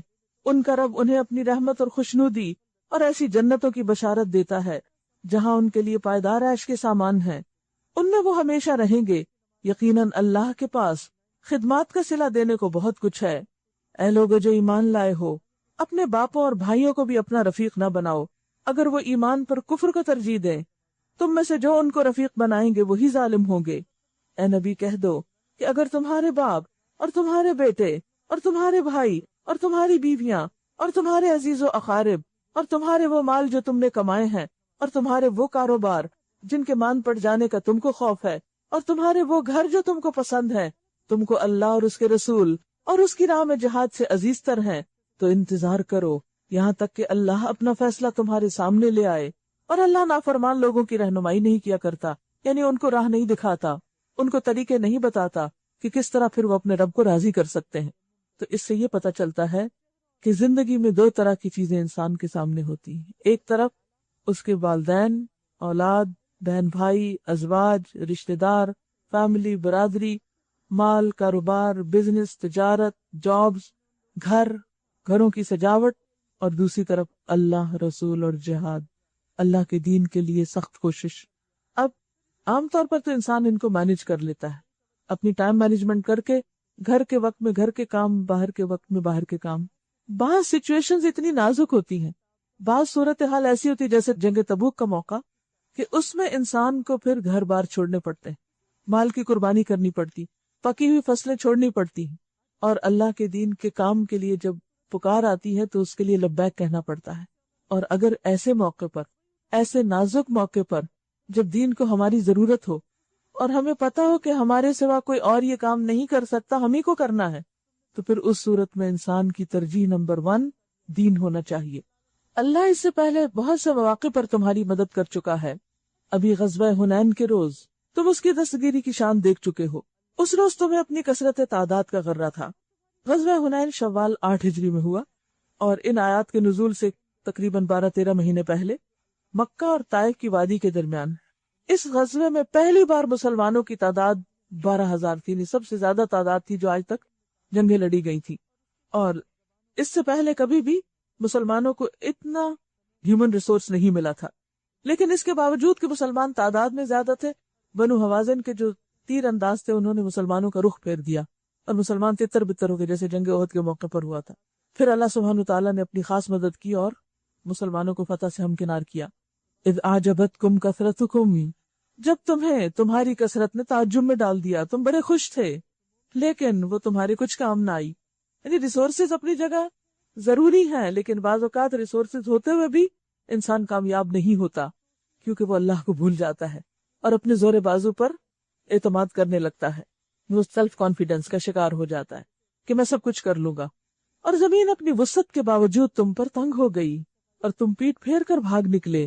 پھر اللہ نے اپنی سکینت اپنے رسول پر اور مومنین پر نازل فرمائی اور وہ لشکر اتارے جو تم کو نظر نہ آتے تھے، اور منکرین حق کو سزا دی کہ یہی بدلہ ہے ان لوگوں کے لیے جو حق کا انکار کریں۔ پھر تم یہ بھی دیکھ چکے ہو کہ اس طرح سزا دینے کے بعد اللہ جس کو چاہتا ہے توبہ کی توفیق بھی بخش دیتا ہے۔ اللہ درگزر کرنے والا اور رحم فرمانے والا ہے۔ اے ایمان لانے والو، مشرکین ناپاک ہیں، لہذا اس سال کے بعد یہ مسجد حرام کے قریب نہ پھٹکنے پائیں، اور اگر تمہیں تنگ دستی کا خوف ہے کہ وہ نہیں آئیں گے تو پھر بزنس کیسے ہوگا، تو بعید نہیں کہ اللہ چاہے تو اپنے فضل سے تمہیں غنی کر دے۔ اللہ اور دروازے کھول دے گا اور ریسورسز پیدا کر دے گا۔ اللہ علیم اور حکیم ہے۔ جنگ کرو اہل کتاب میں سے ان لوگوں کے خلاف جو اللہ اور روز آخر پر ایمان نہیں لاتے، اور جو کچھ اللہ اور اس کے رسول نے حرام قرار دیا اسے حرام نہیں کرتے، اور دین حق کو اپنا دین نہیں بناتے۔ ان سے لڑو یہاں تک کہ وہ اپنے ہاتھوں سے جزیہ دیں اور چھوٹے بن کر رہیں۔ سورۃ التوبہ کو سورۃ البراء اسی لیے کہا جا رہا ہے کہ اس میں تمام گروہوں کو انڈیویجولی مخاطب کر کے ان سے برات کا اظہار کیا جا رہا ہے، ان پر حجت تمام کی جا رہی۔ پہلے مشرکین کی بات تھی، اب اہل کتاب کی بات ہے۔ ان کو بھی ایک طرح سے الٹیمیٹم دیا جا رہا ہے کہ تم بھی یا تو اسلام قبول کر لو یا پھر اس ذلت کا شکار ہوگے جو اللہ نے تمہارے لیے لکھی۔ اور تاریخ میں ہم دیکھتے ہیں کہ جو لوگ تو مسلمان ہو گئے اور جو نہیں ہوئے انہیں پھر مسلمانوں کے ماتحت ہو کر رہنا پڑا۔ یہودی کہتے ہیں کہ عزیر اللہ کا بیٹا ہے، اور عیسائی کہتے ہیں کہ مسیح اللہ کا بیٹا ہے۔ یہ بے حقیقت باتیں ہیں جو وہ اپنی زبانوں سے نکالتے ہیں، ان لوگوں کی دیکھا دیکھی جو ان سے پہلے کفر میں مبتلا ہوئے تھے۔ خدا کی مار ان پر، کہاں سے دھوکہ کھا رہے ہیں۔ انہوں نے اپنے علماء اور درویشوں کو اللہ کے سوا اپنا رب بنا لیا ہے۔ علماء کو رب بنانے کا مطلب کیا ہے؟ کہ علماء کا فیصلہ اللہ کے فیصلے سے اوپر آ جائے، اللہ کا حکم واضح ہو، لیکن انسان کہ اچھا میرے شیخ کیا کہتے ہیں، قرآن کی آیت پورا مفہوم دے رہی، لیکن پھر یہ کہیں کہ اچھا میرے بزرگ کیا کہتے ہیں، جس مسلک کو میں فالو کرتا ہوں وہاں کیا حکم ہے، تو یہ پھر کیا ہے؟ اللہ کو چھوڑ کر علماء کو اپنا خدا بنانا۔ کیونکہ انسان تو انسان ہے، کوئی کتنا بھی پڑھا لکھا ہو اسے بھول ہو سکتی ہے، اس کی سمجھ پوری نہیں ہے، اور ہر ایک کے پاس مکمل علم بھی نہیں ہوتا۔ جاننے کے باوجود بعض اوقات انسان بھول جاتا ہے اور اپنے اس حاضر علم کی بنا پر کوئی فیصلہ کر لیتا ہے، وہ بعد میں اسے رجوع کر لیتا ہے، اور بعض اوقات فیصلہ غلط بھی ہوتا ہے، اس کو تو اللہ تعالیٰ معاف کر دے گا، لیکن ہمیں جب بعد میں پتہ چل جائے کہ اس سے بہتر چیز موجود ہے تو ہمیں پھر کسی انسان کے فیصلے کو نہیں، اللہ کے فیصلے کو سن کر اسے ماننا چاہیے، اور کسی بھی قسم کی اس میں ہٹ دھرمی نہیں دکھانی چاہیے۔ تو یہاں یہی بات کہی جا رہی ہے کہ جیسے عدی بن حاتب جب مسلمان ہوئے تو انہوں نے حضور صلی اللہ علیہ وسلم پوچھا کہ قرآن میں آتا ہے کہ ہم نے اپنے علماء اور درویشوں کو خدا بنا رکھا تھا، ہم تو ایسا نہیں کرتے، ہم تو اللہ ہی کو مانتے، اسی کو پوچھتے۔ آپ نے فرمایا کیا تم ایسا نہیں کرتے کہ جو حلال حرام تمہیں وہ بتاتے تم اسی کو مانتے، اور جس سے وہ روکتے ہیں اسی سے تم رکتے ہو؟ میں کہا ہاں ایسا تم کرتے، کہا یہی تو خدا بنانا ہے کہ اگر وہ قرآن و سنت کے مطابق تمہاری رہنمائی کر رہے ہیں تو ٹھیک ہے، اور اگر کہیں ان سے بھول ہوئی، کچھ چھوٹ گیا، کوئی خلاف بات ہو گئی تو تم ان کی بات چھوڑ دو گے اور اصل پر آ جاؤ گے۔ اس وقت انسان کو تعصب سے کام نہیں لینا چاہیے۔ اور یہ کسی کو بھی خدا بنانا کیا ہے کہ اس کی بات کو زیادہ اہمیت دینا بنسبت اللہ سبحانہ وتعالیٰ کی بات کے۔ خدا کی مار ان پر، یہ کہاں سے دھوکہ کھا رہے ہیں؟ انہوں نے اپنے علماء اور درویشوں کو اللہ کے سوا اپنا رب بنا لیا، اور اسی طرح مسیح ابن مریم کو بھی، حالانکہ ان کو ایک معبود کے سوا کسی کی بندگی کا حکم نہیں دیا گیا تھا۔ یعنی ان کے علماء کو، پیغمبروں کو، سب کو کہا گیا تھا کہ وہ سب بھی اللہ کی عبادت کریں، وہ جس کے سوا کوئی مستحق عبادت نہیں، پاک ہے وہ ان مشرکانہ باتوں سے جو یہ لوگ کرتے ہیں۔ یہ لوگ چاہتے ہیں کہ اللہ کی روشنی کو اپنی پھونکوں سے بجھا دے، مگر اللہ اپنی روشنی کو مکمل کیے بغیر ماننے والا نہیں، خواہ کافروں کو یہ کتنا ہی ناگوار ہو۔ وہ اللہ ہی ہے جس نے اپنے رسول کو ہدایت اور دین حق کے ساتھ بھیجا ہے تاکہ اسے پوری جن سے دین پر غالب کر دے، اور دلائل کے اعتبار سے یہ غلبہ ہمیشہ رہے گا۔ خواہ مسلمان کبھی مغلوب بھی ہو، خواہ مشرکوں کو یہ کتنا ہی ناگوار ہو۔ اے ایمان لانے والو، ان اہل کتاب کے اکثر علماء اور درویشوں کا حال یہ ہے کہ وہ لوگوں کے مال باطل طریقوں سے کھاتے ہیں، ریلیجس ایکسپلائٹیشن کے ذریعے غلط فتوے بیچتے ہیں، رشوتیں کھاتے ہیں، نذرانے لوٹتے ہیں، اور مذہب کے نام پر ایسی ایسی چیزیں ایجاد کرتے ہیں کہ جس سے لوگ ان کے پاس مال لے کر آئیں، اور ان کے بغیر نہ ان کا جینا ہو نہ مرنا ہو، اور اس طرح وہ لوگوں کو اللہ کے راستے سے بھٹکائے رکھتے ہیں۔ اصل دین پیش نہیں کرتے، اصل کرنے کا کام نہیں بتاتے، لیکن خود ساختہ طریقے ایسے بتاتے ہیں کہ جس سے یہ خود دنیا کے فائدے اٹھا سکیں، اور انہیں اللہ کی راہ سے روکتے ہیں۔ ظاہر ہے کہ اگر آپ لوگوں کو خرافات میں الجھا دیں گے تو لوگ اللہ تک نہیں پہنچ سکتے۔ دردناک سزا کی خوشخبری دو ان کو جو سونے اور چاندی جمع کر کے رکھتے ہیں اور انہیں خدا کی راہ میں خرچ نہیں کرتے، یعنی ان کا صدقہ نہیں کرتے، خصوصاً زکوٰۃ ادا نہیں کرتے۔ اس کا یہ مطلب نہیں کہ کسی کے پاس سونا اور چاندی ہونا ہی نہیں چاہیے سرے سے، نہیں، جب کوئی شخص سونا چاندی کی زکوٰۃ ادا کر دیتا ہے تو پھر وہ کنز نہیں رہتا جس کا یہاں ذکر ہو رہا ہے۔ اسی سونے چاندی پر جہنم کی آگ دہکائی جائے گی، یعنی جو لوگ زکوٰۃ نہیں ادا کرتے ان کا سونا چاندی جہنم کی آگ میں تپا کر اس سے پھر کیا ہوگا، پھر اسی سے ان لوگوں کی پیشانیوں یعنی فور ہیڈ پر اور پہلوؤں، سائیڈز پر اور پیٹھوں اور بیک کو داغا جائے گا، یعنی وہ گرم گرم تپتا ہوا سونا ان کو چپکایا جائے گا، ان پر کہا جائے گا کہ یہ ہے وہ خزانہ جو تم نے اپنے لیے جمع کیا تھا، لو اب اپنی سمیٹی ہوئی دولت کا مزہ چکھو۔ بات یہ ہے کہ ایسی سمیٹی ہوئی دولت تو دنیا میں بھی اس کا کوئی مزہ نہیں ہوتا، دنیا میں بھی انسان اس سے کوئی فائدہ نہیں اٹھاتا، اور آخرت میں وہ انسان کے لیے وبال جان بن جائے گی۔ حقیقت یہ ہے کہ مہینوں کی تعداد جب سے اللہ نے آسمان و زمین کو پیدا کیا، اللہ کے نوشتے میں 12 ہی ہے، اور ان میں سے 4 مہینے حرام ہیں، یہی ٹھیک ضابطہ ہے۔ لہٰذا ان 4 مہینوں میں اپنے اوپر ظلم نہ کرو اور مشرکوں سے سب مل کر لڑو جس طرح وہ سب مل کر تم سے لڑتے ہیں، اور جان رکھو کہ اللہ متقیوں ہی کے ساتھ ہے۔ نسیت و کفر میں ایک مزید کافرانہ حرکت، یعنی کیلنڈر کی تبدیلی اپنی مرضی سے مہینوں کے نام بدل دینا، جس سے یہ کافر لوگ گمراہی میں مبتلا کیے جاتے ہیں۔ کسی سال ایک مہینے کو حلال کر لیتے اور کسی سال اس کو حرام کر دیتے ہیں، تاکہ اللہ کے حرام کیے ہوئے مہینوں کی تعداد بھی پوری کر دیں اور اس کا حرام کیا ہوا حلال بھی کر دیں۔ یعنی مشرکین نے جہاں اور بہت خرافات کی تھی، جہاں پر اور خلاف فطرت انہوں نے کام کیے تھے، وہاں اس کیلنڈر میں بھی اپنی مرضی سے چینجز کر دی، جو ڈے 1 سے جب سے اللہ نے زمین و آسمان کو پیدا کیا وہ انسانوں کے لیے پیدا کیا تھا، بنایا تھا کہ سال میں 12 مہینے ہوتے ہیں، اور یہ 12 مہینے تقسیم انسانوں کی نہیں کی ہوئی، اللہ ہی کی ہوئی ہے، یعنی وقت کی تقسیم جو ہے۔ لیکن یہ مشرکین ماہ حرام میں جنگ نہیں کر سکتے تھے، تو یہ کیا کرتے اپنی مرضی سے ماہ حرام کو اپنے اوپر حلال کر لیتے اور ماہ حرام کو آگے پیچھے پوسٹ پون کر دیتے یا پیچھے کر دیتے۔ تو اس سے پھر یہ کہ انہوں نے اللہ کے قانون کو اپنے ہاتھ لیا، تو یہ اللہ تعالیٰ اس بات سے سخت ناراض ہوتا ہے۔ اور اسی طرح بعض لوگ جیسے چاہتے ہیں کہ ہر دفعہ رمضان جو ہے وہ سردیوں میں ہی آئے اور دن چھوٹے ہوں، تو وہ کیا چاہتے ہیں کہ کاش یہ کیلنڈر شمسی ہوتا، لیکن اللہ سبحانہ وتعالیٰ کی بہت بڑی حکمت ہے کہ اس نے قمری کیلنڈر، لونر کیلنڈر دے کر ہر موسم میں عبادات کو فرض کیا، حج ہو یا روزہ ہو، تاکہ یہ دیکھے کہ کیا میرا بندہ ہر وقت میرا بندہ ہے یا کسی مخصوص موسم میں میرا بندہ ہے۔ کیونکہ کچھ لوگ اللہ کی عبادت مخصوص دنوں میں، مخصوص جگہوں پہ، مخصوص موسم میں کرتے ہیں، موسم اگر بدل جائے، حالات بدل جائے تو ان کی وفاداریاں بھی بدل جاتی ہیں۔ تو ایسے لوگ پھر مخلص نہیں ہوتے، سچے اور پکے نہیں ہوتے، ان کے برے اعمال ان کے لیے خوشنما بنا دیے گئے، اور اللہ منکرین حق کو ہدایت نہیں دیا کرتا۔ یا ایھا الذین آمنوا ما لکم اذا قیل لکم انفروا فی سبیل اللہ اثاقلتم الی الارض اردیتم بالحیاۃ الدنیا من الآخرہ فما متاع الحیاۃ الدنیا فی الآخرۃ الا قلیل۔ اے لوگو جو ایمان لائے ہو، تمہیں کیا ہو گیا کہ جب تم سے اللہ کی راہ میں نکلنے کے لیے کہا گیا تو تم زمین سے چمٹ کر رہ گئے؟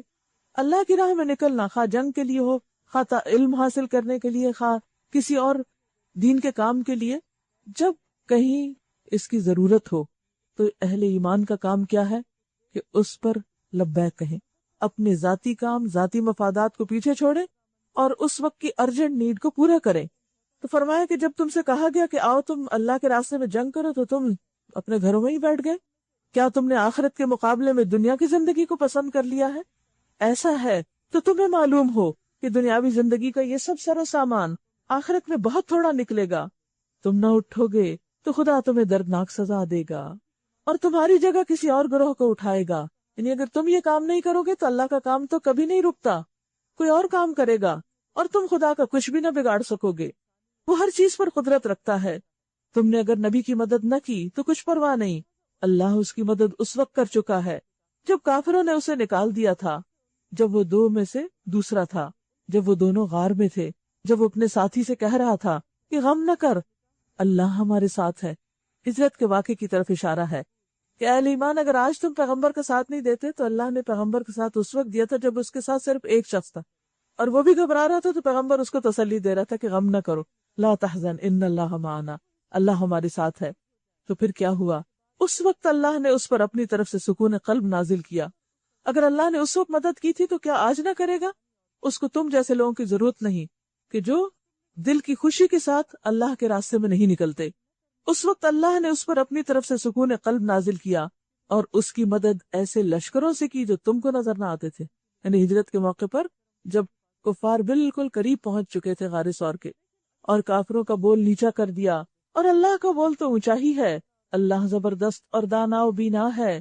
نکلو خواہ ہلکے ہو یا بوجھل اور جہاد کرو اللہ کی راہ میں اپنے مالوں اور اپنی جانوں کے ساتھ، یہ تمہارے لیے بہتر ہے اگر تم جانو. دنیا میں انسان دو طرح کے کام کرتا ہے، ایک اپنی دنیاوی ذاتی ضروریات پوری کرنے کے لیے بھاگ دوڑ کرتا ہے، محنت کرتا ہے، اور دوسرے دین کی ترقی کے لیے کام کرتا ہے. تو بات یہ ہے کہ جب ہم ایک میں زیادہ ہوتے ہیں تو دوسرے میں کمی ہوتی ہے. جیسے حدیث میں آتا ہے جو اپنی آخرت بناتا ہے وہ دنیا کا نقصان کرتا ہے، اور جو دنیا بناتا ہے وہ آخرت کا نقصان کرتا ہے. اس کے مطلب نہیں کہ دنیا کو چھوڑ دیا جائے، بات یہ ہے کہ بیلنس رکھا جائے. لیکن اگر کہیں کلیش ہو تو دنیا کی خاطر آخرت کو نہ چھوڑا جائے، آخرت کے لیے دنیا کی قربانی کر دی جائے.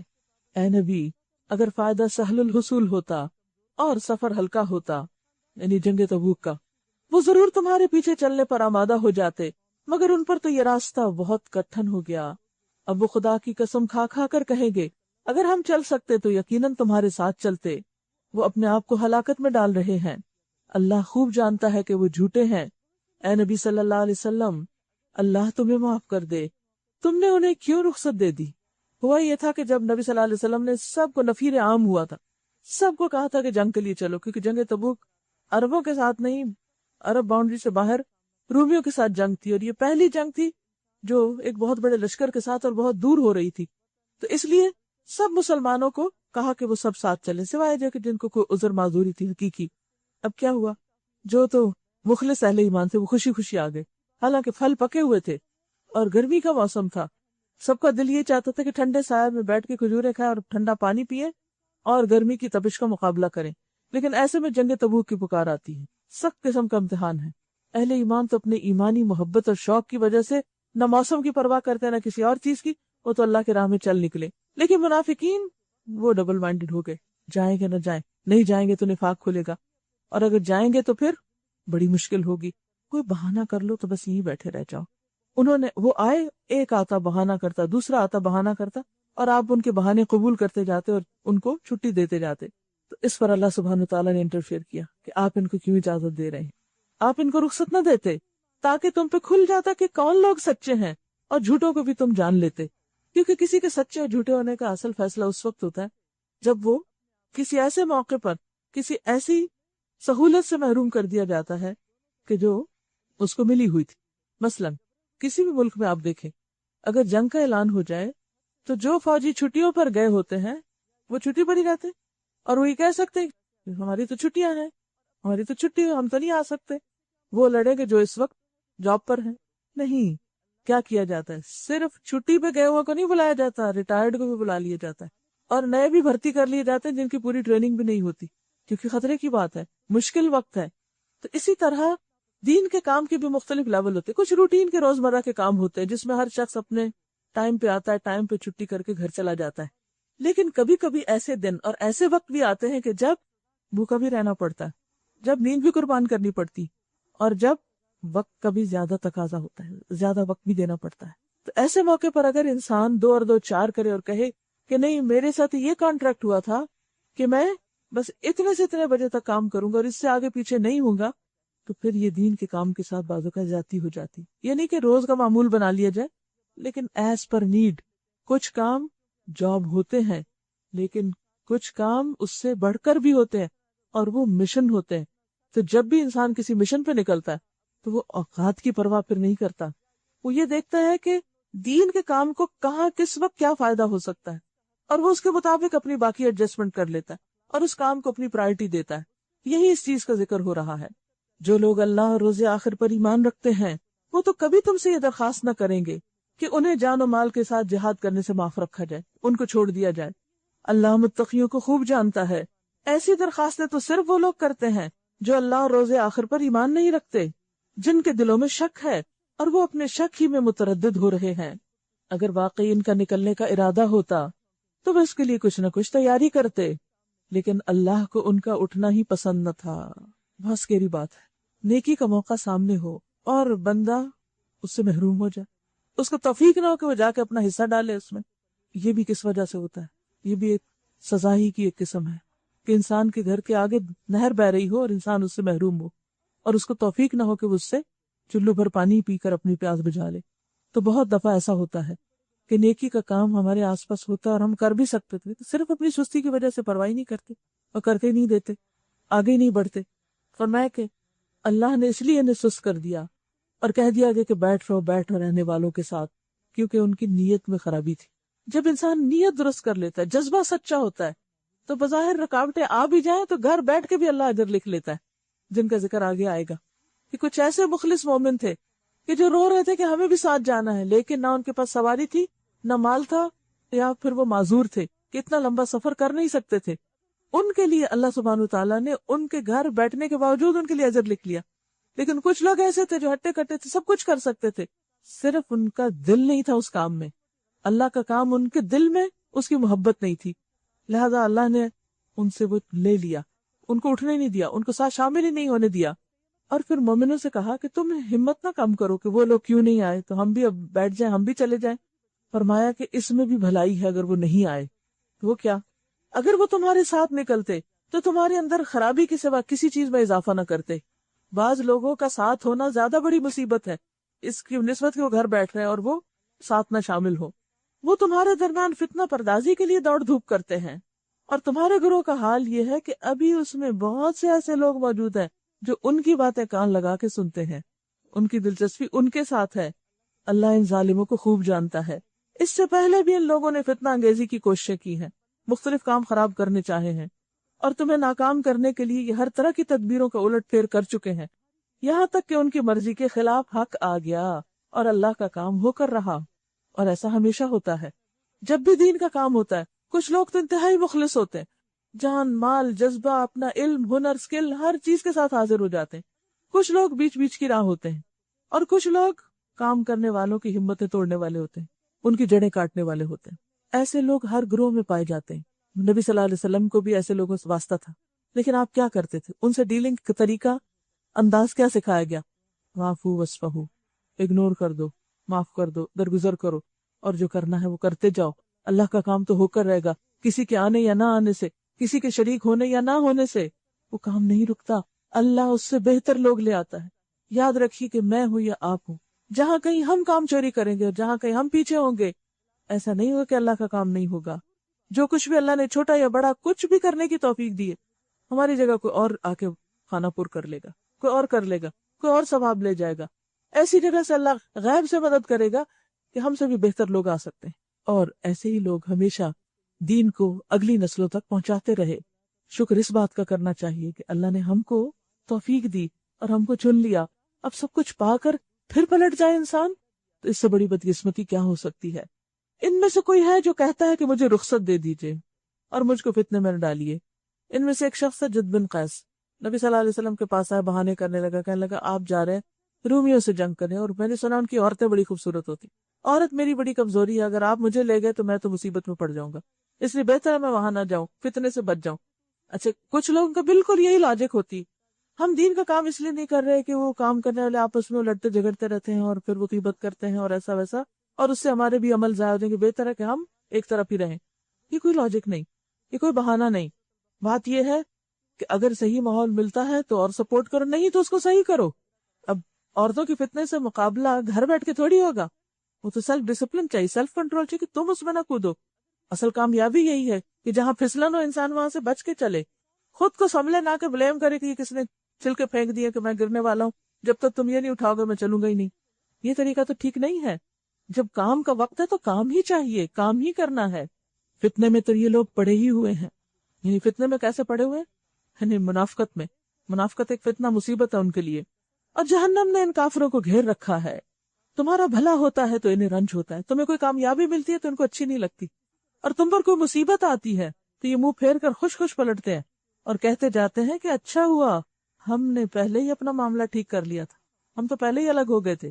ان سے کہو ہمیں ہرگز کوئی برائی یا بھلائی نہیں پہنچتی مگر وہ جو اللہ نے ہمارے لیے لکھ دی ہے، اور اس میں بھی خیر ہے کہ اللہ تعالیٰ اس کے ذریعے آزمانا چاہتا ہے، کچھ اور سکھانا چاہتا ہے جو ابھی تک نہیں سیکھا.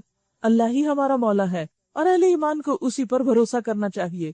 ان سے کہو تم ہمارے معاملے میں جس چیز کا منتظر ہو وہ اس کے سوا اور کیا ہے کہ 2 بھلائیوں میں سے ایک بھلائی، اور ہم تمہارے معاملے میں جس چیز کا منتظر ہیں وہ یہ ہے کہ اللہ خود تم کو سزا دیتا ہے یا ہمارے ہاتھوں دلواتا ہے. اچھا تو اب تم بھی انتظار کرو، ہم بھی تمہارے ساتھ منتظر ہیں. ان سے کہو تم اپنے مال خواہ راضی خوشی خرچ کرو یا بکراہت، بہرحال وہ قبول نہ کیے جائیں گے کیونکہ تم فاسق لوگ ہو. ان کے دیے ہوئے مال قبول نہ ہونے کی کوئی وجہ اس کے سوا نہیں کہ انہوں نے اللہ اور اس کے رسول سے کفر کیا. نماز کے لیے آتے ہیں تو کسمساتے ہوئے آتے ہیں، پیچھے رہتے ہیں سستی کے مارے. یہ منافقین کی ایک پہچان ہے. جو شخص نماز میں سستی کرتا ہے وہ کسی اور کام میں کیا کرے گا، اور خدا کے دین کی کیا خدمت کرے گا جو فرض ہی نہیں پورا کیا. اور راہ خدا میں خرچ کرتے ہیں تو بادل ناخواستہ احسان جتا کر. ان کے مال و دولت اور ان کی کثرت اولاد کو دیکھ کر دھوکہ نہ کھاؤ. اللہ تو یہ چاہتا ہے کہ انہی چیزوں کے ذریعے سے ان کو دنیا کی زندگی میں بھی مبتلا عذاب کرے، اور یہ جان بھی دیں تو انکار حقی کی حالت میں جان دیں. یعنی جس مال اور اولاد کی وجہ سے وہ دین کے کام سے پیچھے ہٹتے ہیں وہی مال اور اولاد ان کے گلے کا پھندا بن جاتا ہے. وہ سمجھتے ہیں دین کا کام مشکل ہے، اللہ ان کو کسی اور مشکل میں ڈال دیتا ہے. وہ خدا کی قسم کھا کھا کر کہتے ہیں کہ ہم تمہیں میں سے ہیں، حالانکہ وہ ہرگز تم میں سے نہیں. یعنی ان کی ظاہری باتوں پہ بالکل نہ جاؤ جہاں وہ تم سے محبت کا اظہار کریں، اصل میں تو وہ ایسے لوگ ہیں جو تم سے خوف زدہ ہیں، اس لیے تمہیں راضی کرنے کے لیے ایسے ڈائلاگ بولتے رہتے ہیں. اگر وہ کوئی جائے پناہ پالے یا کوئی کھو یا گھس بیٹھنے کی جگہ تو بھاگ کر اس میں جا چھپے. اے نبی صلی اللہ علیہ وسلم، ان میں سے بعض لوگ صدقات کی تقسیم میں تم پر اعتراض کرتے ہیں. آپ دیکھیے کہ یہ بات بھی ایسی ہے جو ڈے 1 سے ہو رہی. لوگوں نے مال کے معاملے میں پیغمبر کو بھی نہیں چھوڑا تو باقیوں کو کہاں چھوڑیں گے. کوئی بھی شخص جو دین کے نام پر کچھ جمع کر رہا ہو، کچھ کام کر رہا ہو، لوگ ضرور شک کی نگاہ سے اس کو دیکھتے ہیں. اور آپ کے دین پر چلنے اور مخلص ہونے کی شرط ہی ہے کہ آپ پر یہ الزام لگے ایک دفعہ، کیونکہ یہ الزام پیغمبر پر لگا ہے کہ انہوں نے اپنے پاس رکھ لیا. حالانکہ جو اپنی جان اور مال سب کچھ لگا رہا ہے وہ لوگوں کو مال کو اپنے لیے رکھ لے گا کہ جس کے استعمال کرنے کا بھی اس کو وقت نہ ہو. اگر اس مال میں سے انہیں کچھ دے دیا جائے تو خوش ہو جائیں. یہ الزام کیوں لگاتے ہیں؟ تاکہ انہیں کچھ مل جائے، اور نہ دیا جائے تو بگڑنے لگتے ہیں. کیا اچھا ہوتا کہ اللہ اور رسول نے جو کچھ بھی انہیں دیا تھا اس پر وہ راضی رہتے اور کہتے ہمارے لیے اللہ کافی ہے، وہ اپنے فضل سے ہمیں اور بہت کچھ دے دے گا، اور اس کا رسول بھی ہم پر عنایت فرمائے گا. ہم اللہ ہی کی طرف نظر جمائے ہوئے ہیں. انا الی اللہ راغبون. پھر صدقات کی تقسیم خود فرما دی کہ کس کس کو دے سکتے ہو. انما الصدقات للفقراء. بے شک صدقات تو فقراء کے لیے ہیں جن کے پاس کچھ بھی نہیں. والمساکین. اور مسکینوں کے لیے جن کے پاس ہے مگر ضرورت پوری نہیں ہوتی. والعاملین علیہا. جو اس پر کام کرنے والے ہیں، نہیں اس کو وصول کرتے ہیں، حفاظت کرتے ہیں، تقسیم کرتے ہیں، حساب کتاب کرتے ہیں. والمؤلفۃ قلوبہم. اور ان کے لیے جن کی تالیف قلب مطلوب ہو، جنہیں دین کی طرف لانا مقصود ہو، جن کا دل جیتنا مقصود ہو، کیونکہ مال انسان کی کمزوری ہے تو ایسے لوگوں کی مالی مدد کر کے ان کو اسلام کی محبت دلائی جا سکتی، اسلام کے قریب کیا جا سکتا ہے. وفی الرقاب. اور گردنیں چھڑانے میں، یعنی غلاموں کو آزاد کرنے میں. والغارمین. اور قرض داروں کی مدد کرنے میں. اگر اس نے کسی جائز ضرورت کے لیے قرض لیا، یعنی آدھی قرض لینے والا ہو کہ آپ ادا کرتے جائیں اور وہ اور چڑھاتا جائے. وفی سبیل اللہ. اور اللہ کے راستے میں. اللہ کا راستہ، اللہ کے دین کا راستہ، اللہ کے کام کے لیے گھر سے نکلنے کا جو بھی راستہ ہے. اس میں احادیث میں آتا ہے کہ حج اور عمرہ بھی فی سبیل اللہ داخل ہے. مثلا اگر کوئی شخص ایسا ہے کہ اس نے کچھ پیسے جمع کر لیے لیکن پورے نہیں ہیں اس کے پاس، اب وہ حج کو جانا چاہتا ہے، تو اب آپ کیا کرتے ہیں کہ اس کی مدد کر دیتے ہیں. اور آپ اس کو حج کروا دیتے ہیں، یعنی کچھ پورشن آپ ڈال دیتے ہیں، تو یہ آپ وہاں زکوٰۃ کا پیسہ بھی ڈال سکتے ہیں۔ اسی طرح عمرہ ہے، تو اس میں بھی یہ ہے کہ بعض اوقات آپ دیکھتے ہیں کہ ایسے لوگ آپ کے آس پاس ہوتے ہیں کہ جو خود افورڈ نہیں کر سکتے، لیکن ان کا شوق بہت ہوتا ہے۔ مجھے یاد ہے کہ میرے پاس ایک، جب میرا بیٹا چھوٹا تھا تو میرے ساتھ ہیلپر تھی، وہ جب میرے پاس بیٹھتی تو رونے لگتی کہ مجھے حج پہ جانا ہے، مجھے عمرے پہ جانا ہے۔ بس میں اسے جب کچھ کہتی اچھا کیا چاہیے تمہیں، کیا ضرورت ہے، وہ کہتی بس مجھے حج کرنا ہے۔ اور ایک ہی تڑپ، بالکل ان پڑھ لیکن اتنی تڑپ کعبہ جانے کی۔ ظاہر ہے کہ اس کی آمدنی اتنی تو نہیں کہ وہ حج کے اخراجات اٹھا سکے۔ تو ایسے کچھ لوگ ہوتے ہیں کہ جو مالی طور پر انتہائی کمزور، لیکن ان کی تڑپ اور جذبہ بڑے بڑے مالداروں سے بھی زیادہ ہوتا ہے، تو ان لوگوں کی مدد بھی زکوٰۃ سے کی جا سکتی ہے، بشرطے کہ وہ زکوٰۃ کے مستحق ہو۔ یہ نہیں کہ آپ اپنے بہن بھائیوں کو زکوٰۃ سے عمرہ کروا لے کیونکہ ویسے وہ جا نہیں رہے، حالانکہ وہ افورڈ کر سکتے ہیں۔ جو لوگ افورڈ کر سکتے ہو ان پہ زکوٰۃ نہیں لگے گی۔ فی سبیل اللہ جو ہے اس میں بہت وسعت ہے، اس میں دین کی خدمت کے بہت سے کام آتے۔ بعض علماء نے تو اس کو صرف قتال تک رکھا ہے کہ جو جنگ کے لیے جائے فی سبیل اللہ اس پہ خرچ کیا جائے، لیکن بہت سے علماء نے اس میں وسعت پیدا کی ہے، مثلا حج، عمرہ، جیسے احادیث سے بھی پتہ چلتا ہے۔ اسی طرح طلب علم، یعنی اللہ کی راہ میں جو دین سیکھنے سکھانے والے ہیں، اگر وہ اپنی ضروریات پوری نہیں کر سکتے تو ان کے اخراجات پوری کرنے کے لیے، یعنی غریب اسٹوڈنٹس کی اسپانسرشپ کے لیے بھی زکوٰۃ استعمال کی جا سکتی ہے۔ پھر اسی طرح جہاد کا لفظ بھی محض قتال کے لیے استعمال نہیں ہوتا۔ اللہ کے دین کو پھیلانے کے لیے جو بھی دعویٰ ورک ہوتا ہے یا دین کی تبلیغ کا کام ہوتا ہے یا تعلیم کا کام ہوتا ہے، اس میں بھی زکوٰۃ کے پیسے لگائے جا سکتے ہیں۔ کیونکہ آپ دیکھیے قرآن مجید میں سورۃ الفرقان میں آتا ہے وَجَاهِدْهُمْ بِهِ جِهَادًا كَبِيرًا، کہ ان سے جہاد کرو، اس کے ذریعے یعنی قرآن کے ذریعے بہت بڑا جہاد۔ تو گویا قرآن کی تعلیم کو عام کرنے کے لیے جو پروجیکٹس اور منصوبے بنائے جاتے ہیں اس میں بھی زکوٰۃ کا پیسہ لگ سکتا ہے۔ مثلا اگر آپ طالب علموں کو کتابیں لے کر دیتے ہیں یا لائبریریز بناتے ہیں یا اسی طرح کچھ اور ضروریات ہے، تو یہ سب کام پھر فی سبیل اللہ ہوتے ہیں۔ یعنی فی سبیل اللہ کو آپ یوں سمجھیے کہ اللہ کے راستے میں اللہ کی خاطر، یعنی وہاں پر کوئی انسانی ضرورت نہیں، جیسے فقیر کی انسانی ضرورت ہے، مسکین کی انسانی ضرورت ہے، اسی طرح غارمین مقروض لوگوں کی انسانی ضرورت ہے، لیکن جو دین کا کام ہے وہ کسی کی ذاتی ضرورت نہیں، وہ سب کی ایک بحیثیت کل ایک سب کی ایک ضرورت ہے۔ تو اس کاز کو پروموٹ کرنے کے لیے بھی یہ پیسہ لگایا جا سکتا ہے، کیونکہ بعض اوقات ایسا ہوتا ہے کہ اتنے ڈونیشنز لوگ نہیں دے سکتے یا اتنا صدقہ عام نہیں کر سکتے کہ مثلا ان کے پاس ہینڈ ٹو ماؤتھ ہے، تھوڑا بہت ہے، یعنی تھوڑا بہت خرچ کرتے ہیں، لیکن بعض اوقات ہیوج پروجیکٹس آ جاتے ہیں۔ مثلا اگر آپ دیکھیں کہ فی سبیل اللہ کوئی ایسی مشین لگانا ہے یا کوئی ایسی جگہ بنانی ہے کہ جس کو عام ڈونیشن سے پورا نہیں کیا جا سکتا، وہ نہیں بنائی جا سکتی، تو اس صورت میں پھر زکوٰۃ کا پیسہ اس پروجیکٹ میں لگے گا، لیکن وہ کسی ایک خاص شخص کی ملکیت نہیں ہوگا، کسی کا ذاتی مال نہیں ہوگا، وہ کیا ہوگا؟ عمومی فائدے کے لیے ہوگا۔ نبی صلی اللہ علیہ وسلم نے فرمایا قیامت تک میری امت میں ایسا گروہ ہوگا جو جہاد کرتا رہے گا۔ امام بخاری نے اس کی تشریح کیا کی کہ وہم اہل العلم، کہ وہ اہل علم ہے، کیونکہ علم کے ذریعے سے اسلام کی اشاعت کرنا، دعویٰ کا کام کرنا، اس کا دفاع کرنا، یہ فی سبیل اللہ کا بہت بڑا کام ہے، کیونکہ ہر شخص جنگ میں حصہ نہیں لیتا اور ہر وقت کوئی جنگ ہوتی بھی نہیں فی سبیل اللہ۔ تو پھر قیامت تک وہ گروہ کہاں سے آئے گا اور وہ کیا کام کرے گا؟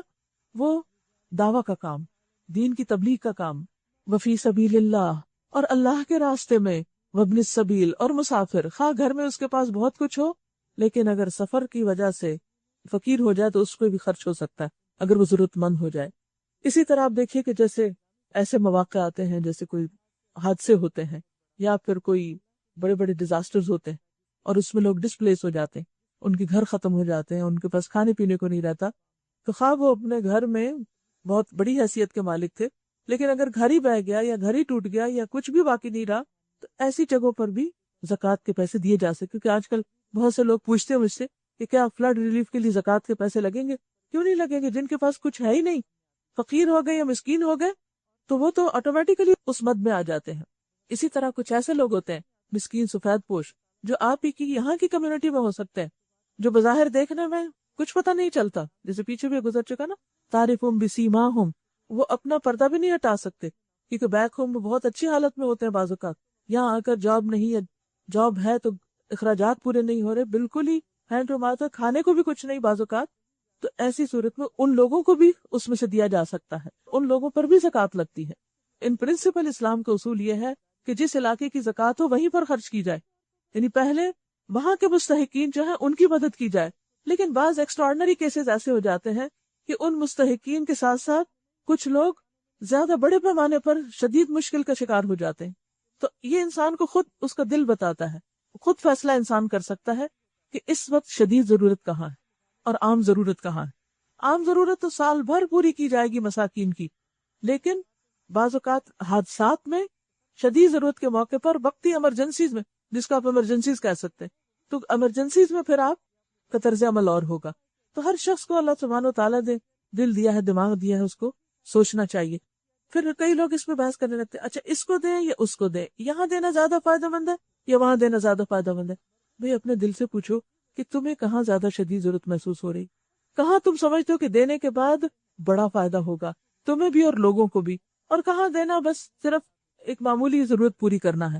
اور خاص طور پر آپ دیکھیے کہ یہ جو اللہ تعالیٰ نے خود تقسیم کر دی ان سارے گروہوں کی، اس میں اگر انسان کو موقع ملے تو ہر ایک کو کچھ نہ کچھ دے، یعنی ہر جگہ پر. مثال کے طور پر آپ کسی بھی اسلامک سینٹر میں جاتے ہیں، کسی مسجد میں جاتے ہیں، وہاں 2-3 ڈبے لگے ہوتے ہیں. کہیں لکھا ہوتا ہے زکوٰۃ ہے، کہیں لکھا ہوتا ہے یہ کسی خاص ایمرجنسی کے لیے، کہیں لکھا ہے افطار کے لیے، کہیں طالب علموں کے لیے فی سبیل اللہ ہے. تب آپ سوچتے ہیں کہ اچھا کیا کروں کیا نہ کروں. ہر ایک میں تھوڑا تھوڑا تھوڑا ڈال دیں، ہر جگہ پر حصہ پڑ جائے گا. کوئی پتہ نہیں کل کون سا زیادہ پروفیٹیبل ہو. جس دنیا میں اگر آپ کے پاس پیسے اور آپ انویسٹمنٹ کرنا چاہتے ہیں تو آپ کیا کرتے ہیں؟ بعض اوقات ساری انویسٹمنٹ ایک ہی جگہ، اس میں خطرہ کیا ہوتا ہے؟ اگر ڈوبے تو گئے سارے. تو بعض اوقات آپ کیا کرتے ہیں؟ ڈفرینٹ آپشن دیکھتے رہتے ہیں اور پھر مختلف جگہوں پر انویسٹ کرتے ہیں. تو اسی طرح بندہ مومن کا دل ایسا ہونا چاہیے کہ جہاں جس کو ضرورت مند پائے وہاں پر اپنا دل کھول دے، وہی مدد کے لیے تیار ہو جائے. اس وقت بہت فقہی قانونی مسئلوں اور احکام میں نہ پڑے کہ اچھا یہاں کروں کہ وہاں کروں. کرنا ہے تو کر لو، جو نیکی سامنے آ رہی ہے اس کو چھوڑ کے انتظار کر رہے ہو جب وہ آئے گی تو کروں گا، پتہ نہیں اس وقت تک تم ہو گئی یا وہ ہو گئی یا نہیں. تو جو موقع ہو اس کو ہاتھ سے نہیں جانے دیا کریں. اور نبی صلی اللہ علیہ وسلم کبھی کسی کی ضرورت کے موقع پر نہ نہیں کرتے تھے.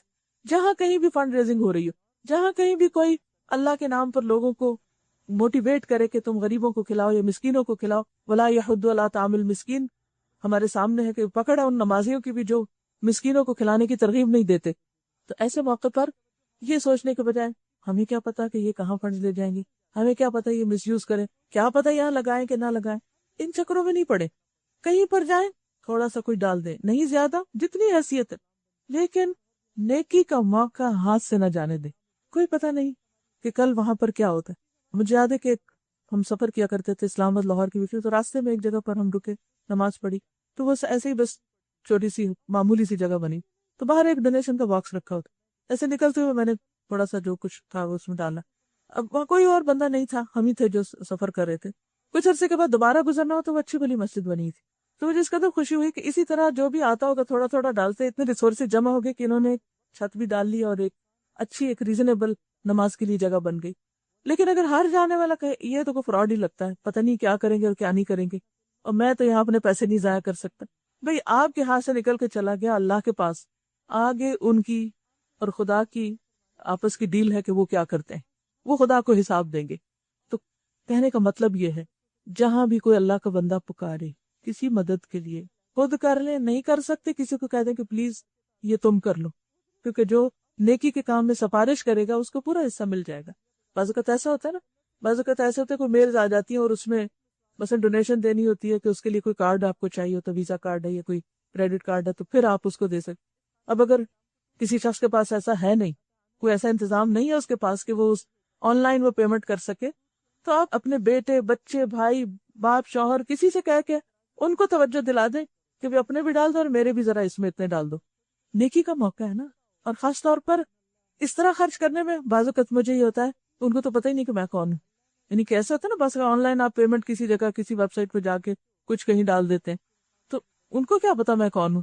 دنیا میں یہاں تو اگر کسی کو دیتے ہیں تو بعض اوقات ڈبے میں بھی ڈال جاتے ہیں تو کوئی نہ کوئی دیکھ لیتا ہے، کسی کے ہاتھ میں چیک دیتے ہیں اس کو پتہ چل جاتا ہے.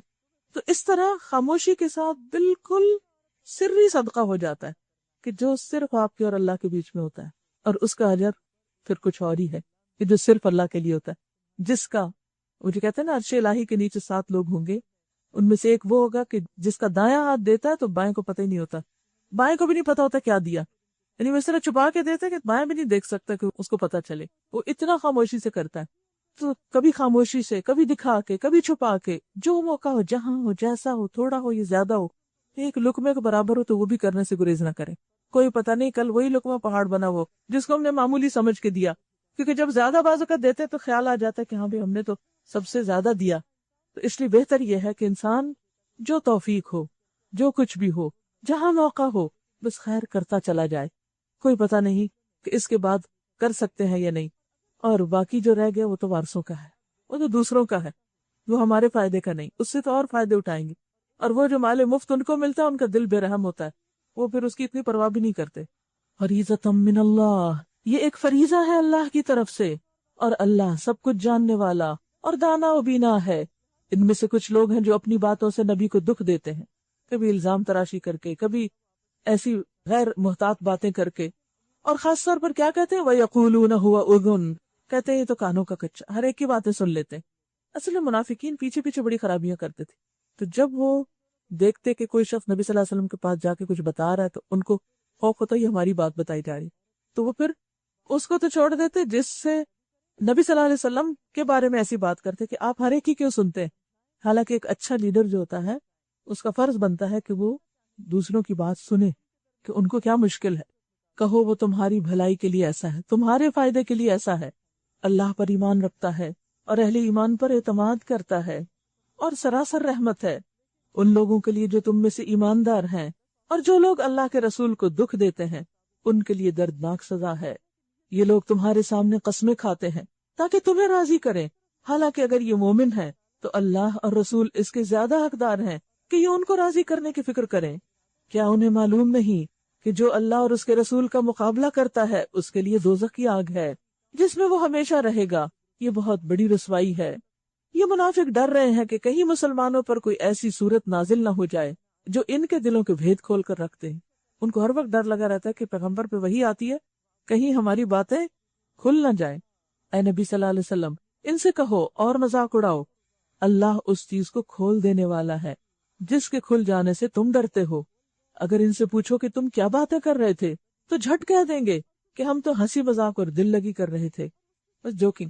ان سے کہو کیا تمہاری ہنسی دل لگی اللہ اور اس کی آیات اور اس کے رسولی کے ساتھ تھی؟ دین ہی رہ گیا تمہیں مذاق اڑانے اور لطیفے بنانے کو؟ اب عذر نہ تراشو، تم نے ایمان لانے کے بعد کفر کیا ہے. اگر ہم نے تم میں سے ایک گروہ کو معاف بھی کر دیا تو دوسرے گروہ کو تو ہم ضرور سزا دیں گے کیونکہ وہ مجرم ہے. المنافقون والمنافقات بعضهم من بعض يأمرون بالمنکر وینہون عن المعروف ویقبضون ایدیہم. منافق مرد اور منافق عورتیں، اب عورتوں کا بھی ذکر آ گیا ساتھ کیونکہ وہ بھی سوسائٹی کا ایک حصہ ہوتی ہیں، وہ بھی کمیونٹی کے کاموں میں حصہ لیتی ہیں، وہ بھی اجتماعی کاموں میں دلچسپی رکھتی ہیں. سب ایک دوسرے کے ہم رنگ ہیں، سب ایک ہی جیسے ہیں. ان کا پیشہ کیا ہے؟ برائی کا حکم دیتے ہیں، لوگوں کو برائی کی طرف لے جاتے ہیں، برائی کو اکساتے ہیں. یہ منافق کی نشانی ہوتی ہے. اور بھلائی سے منع کرتے ہیں، یعنی نیکی کے کام سے روکتے ہیں، اور اپنے ہاتھ خیر سے روکے رکھتے ہیں، یعنی خود بھی کچھ نہیں کرتے، حتیٰ کہ صدقہ تک نہیں کرتے. یہ اللہ کو بھول گئے تو اللہ نے بھی انہیں بھلا دیا. یقیناً یہ منافق ہی فاسق ہیں. ان منافق مردوں اور عورتوں اور کافروں کے لیے اللہ نے آتش دوزخ کا وعدہ کیا ہے جس میں وہ ہمیشہ رہیں گے، وہی ان کے لیے موضوع ہے.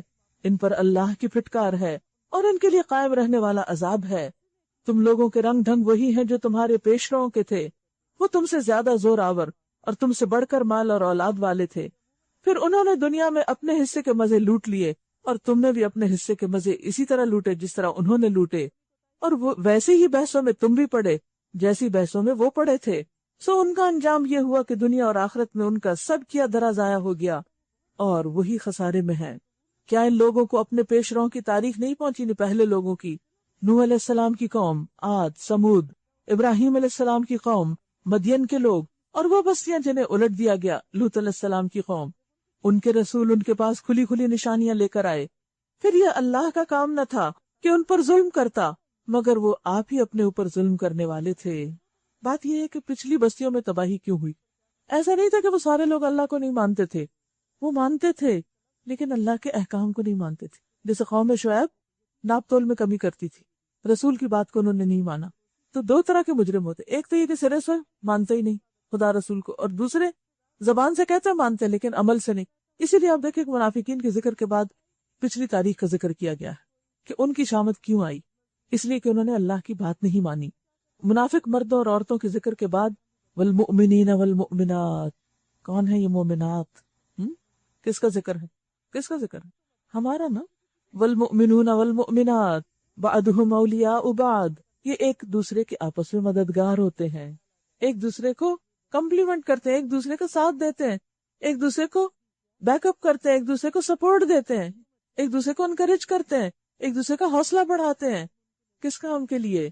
یأمرون بالمعروف وینہون عن المنکر، امر بالمعروف کرتے ہیں، نہی عن المنکر کرتے ہیں، بھلائی کا حکم دیتے ہیں، برائی سے روکتے ہیں۔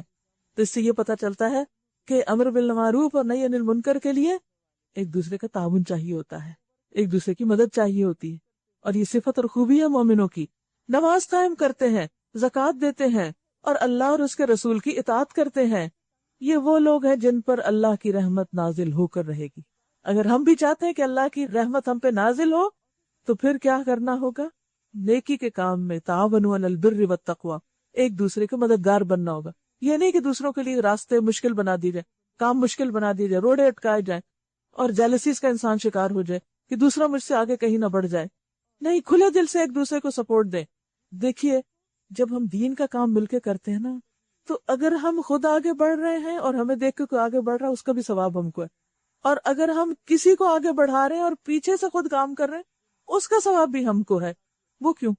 کیونکہ جو لوگ خود جہاد نہیں بھی کرتے، مجاہدین کو تیار کر دیتے ہیں، تو وہ بھی ویسا ہی اجر پاتے ہیں۔ یعنی کچھ لوگ ایسے ہوتے ہیں جو فرنٹ پہ کام کرتے ہیں، اور کچھ لوگ ایسے ہوتے ہیں جو پیچھے سے ان کو سپورٹ دیتے ہیں خاموشی کے ساتھ۔ یہ کیا کر رہے ہیں؟ بعضهم اولیاء بعض ہیں۔ اب جو سامنے ہیں وہ نظر آ رہے ہیں، جو پیچھے ہیں وہ بعض اوقات کسی کو پتہ ہی نہیں ہوتا کہ کیا کیا کر رہے ہیں، ان کا عمل چھپا ہوا ہوتا ہے۔ اب آپ دیکھیے کہ جیسے گاڑی چلانے کے لیے اگلے پہیے بھی چاہیے اور پچھلے بھی چاہیے۔ جب چلتی ہے گاڑی، اگلے تو نظر آ رہے تھے سامنے سے آنے والے کو، پیچھے والے نظر نہیں آتے، لیکن پیچھے والے اگر نکال دیے جائیں تو گاڑی نہیں چلتی۔ اسی طرح کسی بھی آرگنائزیشن کے اندر سب لوگ آگے نہیں کام کر سکتے، کچھ کو پیچھے بھی کام کرنا ہوتا ہے۔ جہاں بھی ہمیں موقع ملے، ہم اگلا پہیا ہو کے پچھلا ہوں، ہم انجن ہو جو نظر نہیں آ رہا لیکن سارا کام وہی کر رہا ہے چلانے کا، ہم کچھ بھی ہوں، اگر ہماری نیت اور ہماری کوشش صحیح ڈائریکشن پر ہے تو اجر میں پیچھے نہیں رہیں گے۔ کسی کے پیچھے کام کرنے سے اجر پیچھے نہیں ہوتا، کم نہیں ہوتا۔ اجر تو نیتوں کے ساتھ ہے، اخلاص کے ساتھ ہے، کوالٹی کے ساتھ ہے، احسان کے ساتھ ہے، تقوی کے ساتھ ہے، صبر کے ساتھ ہے۔ تو والمؤمنون والمؤمنات بعضهم اولیاء بعض یأمرون بالمعروف وینہون عن المنکر ویقیمون الصلاة ویؤتون الزکاة ویطیعون اللہ ورسولہ۔ پھر آپ دیکھیے کہ صرف دوسروں کو ہی نہیں اچھا کاموں کا حکم دینا، خود بھی کچھ کرنا ہے، اور خود کرنے کے کاموں میں سب سے پہلا کام یقیمون الصلاة، نمازیں درست کرنی، یؤتون الزکاة، فریضہ ادا کرنا ہے مال میں سے خاص طور پر، اور اللہ رسول کی ہر بات ماننی ہے۔ ایسے لوگ پھر کامیاب ہوتے ہیں۔ یقیناً اللہ سب پر غالب اور حکیم و دانا ہے۔ وعد اللہ المؤمنین والمؤمنات جنات تجری من تحتها الانہار خالدین فیہا ومساکن طیبۃ فی جنات عدن ورضوان من اللہ اکبر ذالک هو الفوز العظیم۔ ان مومن مردوں اور عورتوں سے اللہ کا وعدہ ہے کہ انہیں ایسے باغ دے گا جن کے نیچے نہریں بہتی ہوں گی، اور وہ ہمیشہ ان میں رہیں گے۔ ان سدا بہار باغوں میں ان کے لیے پاکیزہ قیام گاہیں ہوں گی، اور سب سے بڑھ کر یہ کہ اللہ کی خوشنودی انہیں حاصل ہوگی۔ یہی بڑی کامیابی ہے۔ اس کامیابی کے لیے کوشش کرنی چاہیے۔ یا ایھا النبی جاہد الکفار والمنافقین واغلظ علیہم، اے نبی صلی اللہ علیہ وسلم، کفار اور منافقین دونوں کا پوری قوت سے مقابلہ کرو اور ان کے ساتھ سختی سے پیش آؤ۔ یہاں پر جاہد کا لفظ ہوا ہے، استعمال ہوا جہاد کا۔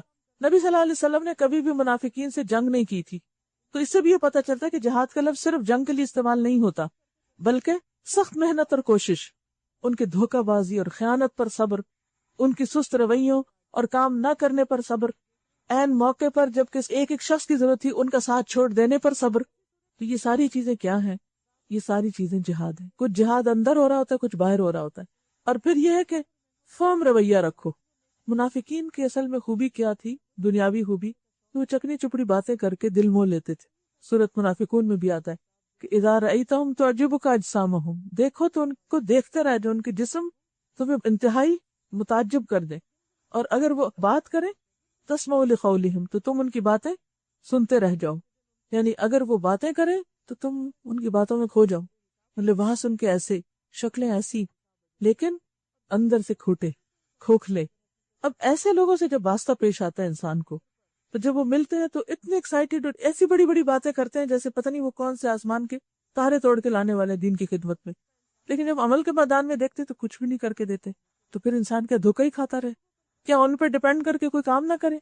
نہیں، اب کیا کرو؟ وَغْلُظْ عَلَيْهِمْ، فم رہو ان کے سامنے، وَمَأْوَاهُمْ جَهَنَّمْ وَبِئْسَ الْمَصِيرُ، آخر کار ان کا ٹھکانہ جہنم ہے اور وہ بدترین جائے قرار ہے۔ یہ لوگ خدا کی قسم کھا کھا کر کہتے ہیں ہم نے وہ بات نہیں کی، حالانکہ انہوں نے ضرور وہ کافرانہ بات کہی ہے۔ وہ کیا بات تھی؟ احادیث میں کچھ ذکر ملتا ہے اس کا۔ مثلاً ایک نے کہا کہ اگر یہ سب کچھ واقعی برحق ہے جو نبی صلی اللہ علیہ وسلم پیش کرتے ہیں تو پھر ہم تو گدھوں سے بھی بدتر ہیں۔ اسی طرح تبوک کے سفر میں ایک اور جگہ نبی صلی اللہ علیہ وسلم کی اونٹنی گم ہو گئی اور مسلمان اس کو تلاش کرنے لگے، تو اس میں منافقوں کا ایک گروہ آپس میں بیٹھ کے خوب ہنسی مذاق اڑا رہا تھا کہ ویسے تو یہ صاحب آسمان کی خبریں سناتے ہیں اور ان کو یہ پتہ نہیں کہ ان کی اونٹنی کہاں گئی، یہ ساتھ ہے جنگ میں لیکن پیچھے بیٹھ کے ایسی باتیں کر رہے ہیں۔ یہی منافقانہ طرز عمل ہوتا ہے کہ سامنے آئے انسان تو بڑی خوش آمد اور پیچھے مذاق اڑائے، بے وقوف بتائے، غیبت کرے۔ یہ مومن کا طرز عمل نہیں ہوتا، یہ منافقت ہوتی ہے۔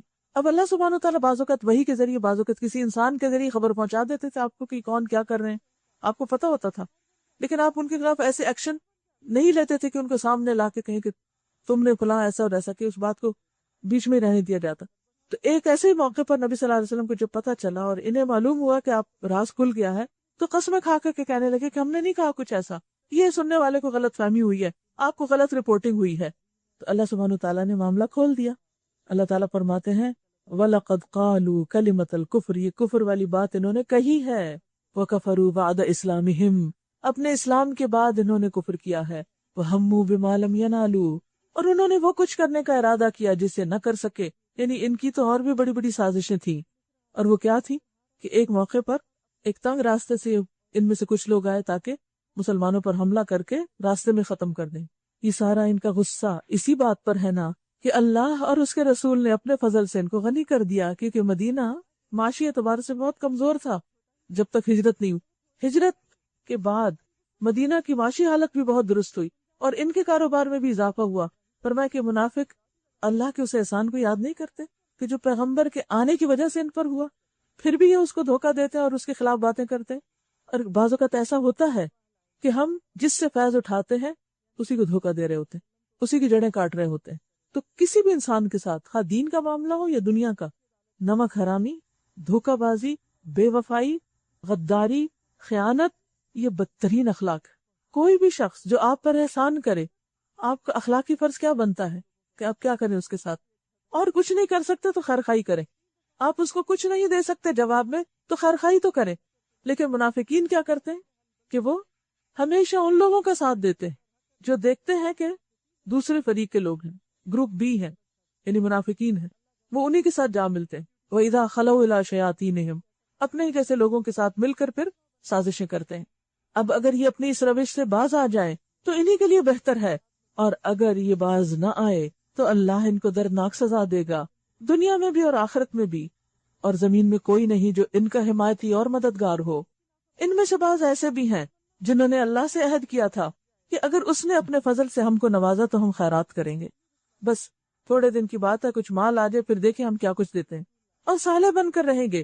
مگر جب اللہ نے اپنے فضل سے ان کو دولت مند کر دیا تو وہ بخل پر اتر آئے اور اپنے عہد سے ایسے پھرے کہ انہیں اس کی پرواہ تک نہیں۔ نتیجہ کیا ہوا؟ نتیجہ یہ نکلا کہ ان کی اس بدعہدی کی وجہ سے جو انہوں نے اللہ کے ساتھ کی، اور اس جھوٹ کی وجہ سے جو وہ بولتے رہے، اللہ نے ان کے دلوں میں نفاق بٹھا دیا جو اس کے حضور ان کی پیشی کے دن تک ان کا پیچھا نہ چھوڑے گا۔ دیکھیے کہ یہاں تو خاص کانٹیکس میں بات ہو رہی ہے نا ان منافقین کی جو مدینہ میں تھے نبی صلی اللہ علیہ وسلم کے ساتھ، اور وہ دھوکہ بازیاں کرتے، وعدے توڑتے وغیرہ وغیرہ، بعض اوقات اللہ سے، بعض اوقات اہل ایمان سے۔ لیکن ہم بھی ذرا غور کریں، بعض اوقات ہم پہ کوئی مشکل آتی ہے تو ہم کہتے ہیں میں اتنا صدقہ کروں گی، فلاں کام کروں گی، جسے منت ماننا جس کو کہتے ہیں، عمرہ کروں گی، حج کروں گی، فلاں اگر میرے یہ پیسے مجھے مل جائیں۔ بس بعض اوقات لوگ غصب کر جاتے ہیں، کوئی آپ کے گھر پہ ناجائز قبضہ کیے ہوئے ہے، کوئی آپ کے مال پہ ناجائز قبضہ کیے ہوئے، تو آپ کہتے ہیں اچھا ایک دفعہ مجھے مل جائے، پھر آدھا تو میں اللہ ہی کے راستے میں دے دوں گا۔ اب کیا ہوتا ہے، وہ مل جاتا ہے، پھر آپ کہتے ہیں اچھا اب تو میری اپنی بڑی ضرورتیں ہو گئی. پھر فتوے لینے لگتے ہیں کہ اچھا اب کیا کریں.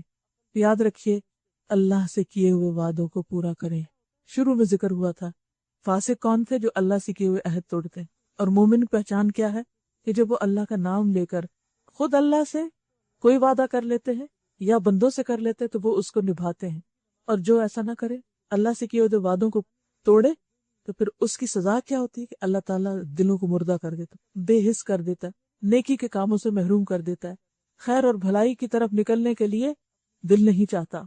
اور چونکہ انہوں نے تو براہ راست اتنا بڑا دھوکہ کیا تو اللہ تعالیٰ نے قیامت تک ان کے اوپر نفاق کا ٹھپا لگا دیا، ان سے ایمان کی توفیق چھین لی. کیا یہ لوگ جانتے نہیں کہ اللہ کو ان کے مخفی راز اور ان کی پوشیدہ سرگوشیاں تک معلوم ہے؟ چپ کے جو کہتے ہیں وہ بھی پتہ ہے، اور وہ تمام غیب کی باتوں سے پوری طرح باخبر ہے. وہ خوب جانتا ہے کہ ان کنجوس دولت مندوں کو جو برضا اور رغبت دینے والے اہل ایمان کی قربانیوں پہ باتیں چاٹتے ہیں اور ان لوگوں کا مذاق اڑاتے ہیں جن کے پاس راہ خدا میں دینے کے لیے اس کے سوا کچھ نہیں، جو وہ اپنے اوپر مشقت برداشت کر کے دیتے ہیں. اشارہ ہے اس واقعے کی طرف جب غزوہ تبوک کے موقع پر ایک غریب مسلمان ساری رات ایک یہودی کا کنواں چلا کر صبح مٹھی بھر کھجوریں کما کے صدقہ کرنے کے لیے آیا. تو منافقین نے دیکھا تو ہنسنے لگے کہ یہ چلے ہیں روم فتح کرنے مٹھی بھر کھجوروں کے ساتھ، دیکھیے کیا ہوتا ہے ان کے ساتھ. ہر موقع پر وہ مذاق اڑاتے تھے کیونکہ وہ خیر خواہ نہیں تھے مسلمانوں، وہ ان کو اپنا نہیں سمجھتے تھے. آپ دیکھیے جس کو آپ اپنا سمجھتے ہیں اس کی غلطی پر آپ یا اس کی کمی پہ آپ دکھی ہوتے ہیں. ایسے میں تو ہونا یہ چاہیے تھا اگر یہ خیر خواہ تھے کہ اگر کوئی ایک مٹھی لایا تو اس کی قدردانی کرتے اور اس کا اپریشیٹ کرتے، اور ان کے بھی دل پگھلتے اور یہ خود بھی کچھ کرتے. کیونکہ بعضوں کے طرف ہم کسی کو دیکھتے نہیں کہ وہ مشکل حالات میں کوئی کام کر رہا ہے تو ہمیں اس پر بھی پیار آتا ہے اور اس کے لیے دعا بھی نکلتی ہے، اور پھر ہم اس کی مدد بھی کرتے ہیں کہ اس کے لیے آسانی پیدا کرے، نہ کہ مذاق اڑانے لگتے ہیں. تو یہ مذاق اڑانا اور دوسروں کے لیے بدنیتی رکھنا، بدگمانی کرنا اور ان کے پیچھے سے جڑیں کاٹنا، یہ مومن کا شیوا کبھی نہیں ہو سکتا. فرمایا اللہ ان مذاق اڑانے والوں کا مذاق اڑاتا ہے اور ان کے لیے دردناک سزا ہے. اے نبی صلی اللہ علیہ وسلم، تم خواہ ایسے لوگوں کے لیے معافی کی درخواست کرو یا نہ کرو، اگر تم 70 بار بھی انہیں معاف کر دینے کی دعا مانگو تو اللہ انہیں ہرگز معاف نہ کرے گا. منافقت ایسی بدترین بیماری ہے کہ جس کا مریض مر جائے تو اس کے لیے دعا کرنے والوں کی دعا بھی اس کو نہیں پہنچتی. اگر کوئی منافقت کی حالت میں جان دے دے، اللہ رسول کا مذاق اڑاتے، دین والوں کا مذاق اڑاتے، دین والوں کو دھوکہ دیتے، ان کی مخبری کرتے، ان کو سپائے کرتے اور ان کو نقصان دیتے، تو پھر بظاہر وہ مسلمان کی حیثیت سے کیوں نہ مرا ہو، اس کے مرنے پر جو جنازہ پڑھا جائے گا یا بعد میں دعائیں کی جائیں گی، اللہ تعالیٰ فرماتے ہیں اے ان کے لیے تو کوئی دعا بھی قبول نہیں ہوگی. اور پھر نبی کی دعا قبول نہیں ان کے لیے. استغفر لہم او لا تستغفر لہم ان تستغفر لہم 70 مرہ فلن یغفر اللہ لہم. کیوں؟ ذالک بانہم کفروا باللہ ورسولہ، یہ اس لیے کہ انہوں نے اللہ اور اس کے رسول کے ساتھ انکار کیا، ان کی بات نہیں مانی. واللہ لا یہدی القوم الفاسقین، اور اللہ فاسق لوگوں کو ہدایت نہیں دیتا. فرح المخلفون بمقعدہم خلاف رسول اللہ، جن لوگوں کو پیچھے رہ جانے کی اجازت دے دی گئی تھی وہ اللہ کے رسول کا ساتھ نہ دینے اور گھر بیٹھ رہنے پر خوش ہوئے، اور انہیں گوارا نہ ہوا کہ اللہ کی راہ میں جان اور مال سے جہاد کریں. انہوں نے لوگوں سے کہا کہ اس سخت گرمی میں نہ نکلو، ان سے کہو کہ جہنم کی آگ اس سے زیادہ گرم ہے. کاش انہیں اس کا شعور ہوتا. اب چاہیے کہ یہ لوگ ہنسنا کم کریں اور روئیں زیادہ، اس لیے کہ جو بدی یہ کماتے رہے ہیں اس کی جزا ایسی ہی ہے کہ انہیں اس پر رونا چاہیے. اگر اللہ ان کے درمیان تمہیں واپس لے جائے اور آئندہ ان میں سے کوئی گروہ جہاد کے لیے نکلنے کی تم سے اجازت مانگے تو صاف کہہ دینا اب تم میرے ساتھ ہرگز نہیں چل سکتے.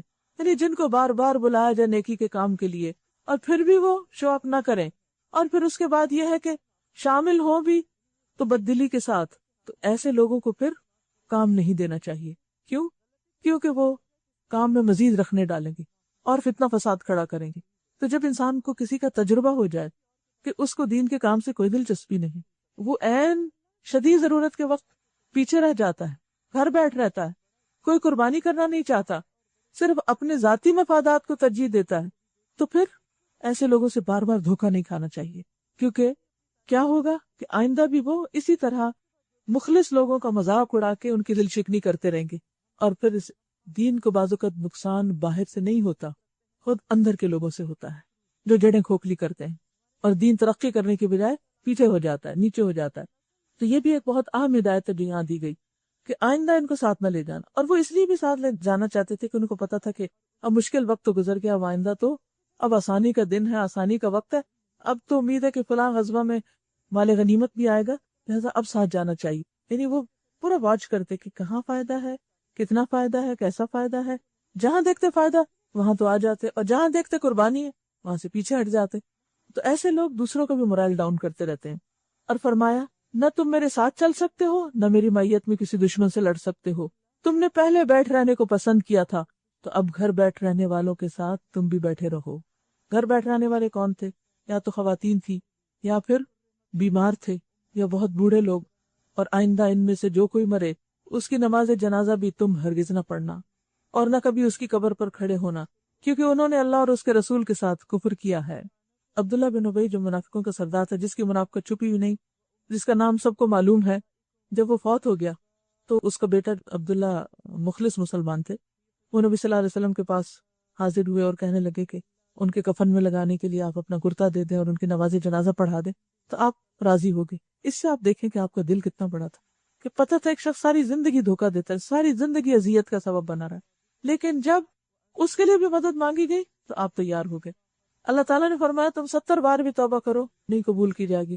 آپ نے کہا میں 70 سے زیادہ بار کر دوں گا، شاید ان کی معافی ہو جائے۔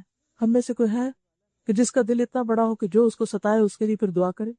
تو وہ تو آپ کا اخلاق تھا، لیکن اللہ سبحانہ تعالیٰ کی طرف سے فرما دیا گیا کہ آج کے بعد نہ ان کا جنازہ پڑھیں گے آپ، نہ جنازے کے ساتھ جائیں گے، نہ ان کو کفن دیں گے، نہ کچھ اور، ان سے ایک طرح سے الگ ہی رہیں، کیونکہ انہوں نے اللہ اور اس کے رسول کے ساتھ کفر کیا ہے، اور وہ اس حال میں مرے ہیں کہ وہ فاسق تھے۔ وَلَا تُعْجِبْكَ أَمْوَالُهُمْ وَأَوْلَادُهُمْ، ان کے مال اور اولادیں تمہیں حیرت میں نہ ڈالیں، ان کی مالداری اور کثرت اولاد تم کو دھوکے میں نہ ڈالیں۔ کیوں؟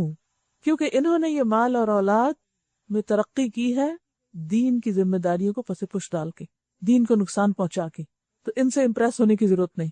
کیونکہ عام طور پر جب ہم دیکھتے ہیں نا کسی کے پاس مال زیادہ ہی، اس کے بچے بہت بڑے بڑے عہدوں پہ پہنچ گئے، تو ہم یہ سوچتے ہیں کہ یہ شخص تو بہت ہی اللہ کا کوئی پیارا ہے، اگر یہ برا ہوتا تو اس کو اتنا کچھ تو نہ ملتا۔ تو ایسے موقع پہ یہ بھی سوچنا چاہیے کہ دین کا راستہ چھوڑ کر اگر کوئی شخص بہت کچھ کما بھی لیتا ہے، دنیا میں بہت بڑی اچیومنٹ بھی کر لیتا ہے، تو مت سوچو کہ ہم غلطی پر تھے اور وہ صحیح تھا کیونکہ وہ دنیا میں کامیاب ہو گیا۔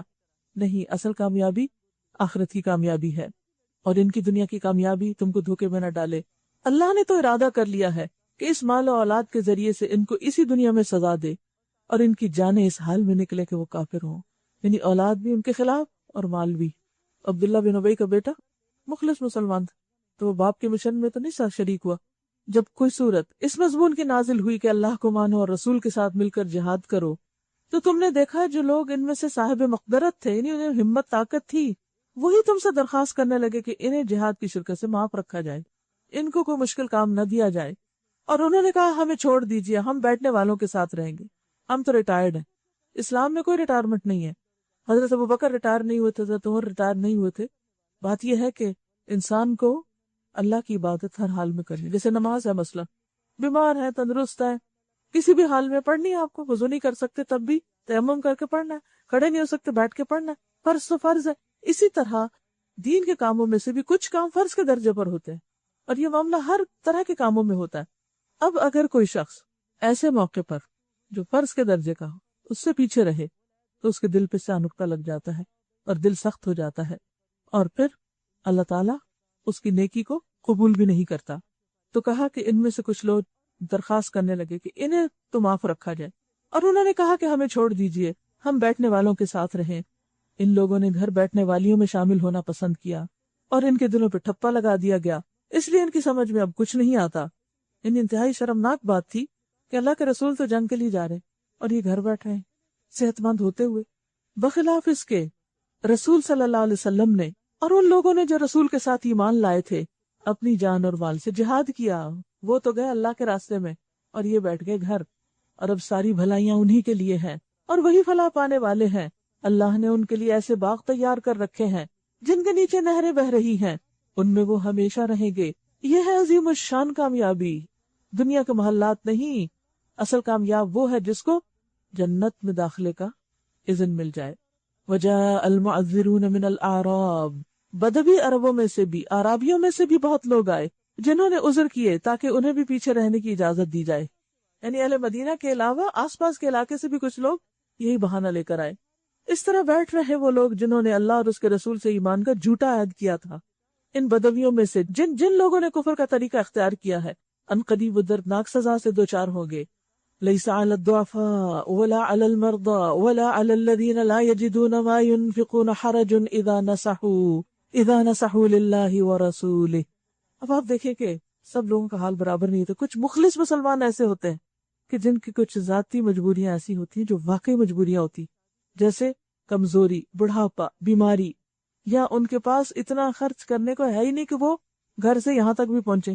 تو فرمایا ضعیف اور بیمار لوگ، اور وہ لوگ جو شرکت جہاد کے لیے راہ نہیں پاتے، ریسورسز ہی نہیں، اگر پیچھے رہ جائیں تو کوئی حرج نہیں، جبکہ وہ خلوص دل کے ساتھ اللہ اور اس کے رسول کے وفادار ہوں. اصل چیز ہے وفاداری، نہ کہ انسان ایسے موقع کو آرام کا موقع سمجھ کے کہے چلو شکر ہے مشقتوں سے جان بچ گئی. ایسے محسنین پر اعتراض کی کوئی گنجائش نہیں، اور اللہ درگزر کرنے والا اور رحم فرمانے والا ہے.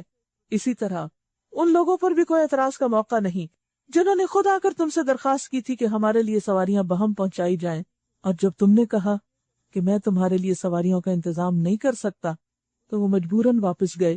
اور ان کا حال یہ تھا کہ ان کی آنکھوں سے آنسو جاری تھے، اور انہیں اس بات پر بڑا رنج تھا کہ وہ اپنے خرچ پر شریک جہاد ہونے کی قدرت نہیں رکھتے. ان کو یہ بڑا دکھ تھا کہ ان کے پاس اتنا ہے نہیں کہ وہ ساتھ جا سکیں. البتہ اعتراض ان لوگوں پر ہے جو مالدار ہیں اور پھر بھی تم سے درخواستیں کرتے ہیں کہ انہیں شرکت جہاد سے معاف رکھا جائے. انہوں نے گھر بیٹھنے والیوں میں شامل ہونا پسند کیا اور اللہ نے ان کے دلوں پہ ٹھپا لگا دیا، اس لیے اب یہ کچھ نہیں جانتے کیا کہ ان کے ساتھ اب کیا ہوگا. یہ چند دن کی بھول، چند دن کے آرام کا شکار ہے. کل ان کے ساتھ جب کچھ ہوگا تو پھر ان کو ہوش آئے گی، لیکن پھر کل تو پلٹنے کا اور کام کرنے کا وقت نہیں. تو اللہ تعالیٰ سے دعا ہے کہ وہ ہمارے اندر سے ہر طرح کی کمزوری اور نفاق کو دور کر دے، اور ہم سے وہ کام لے لے جو اس کی پسند کے ہوں، اور ہمارے دل کو اتنا کھلا کر دے کہ ہم ہر ایک کے ساتھ بھلائی کرنے والے ہوں. تمام باعث سے اٹھ کر الحمدللہ 10 پارے مکمل ہوئے، اور 1/3 جو ہے وہ آپ کا پورا ہو گیا. اللہ تعالیٰ اگلا بھی صحیح طور پر پڑھنے اور سمجھنے کی توفیق دے. وآخر دعوانا ان الحمدللہ رب العالمین. سبحانک اللہم و بحمدک، نشہد ان لا الہ الا انت، نستغفرک و نتوب الیک. آپ میں سے کوئی کچھ کہنا چاہتا ہو تو موسٹ ویلکم.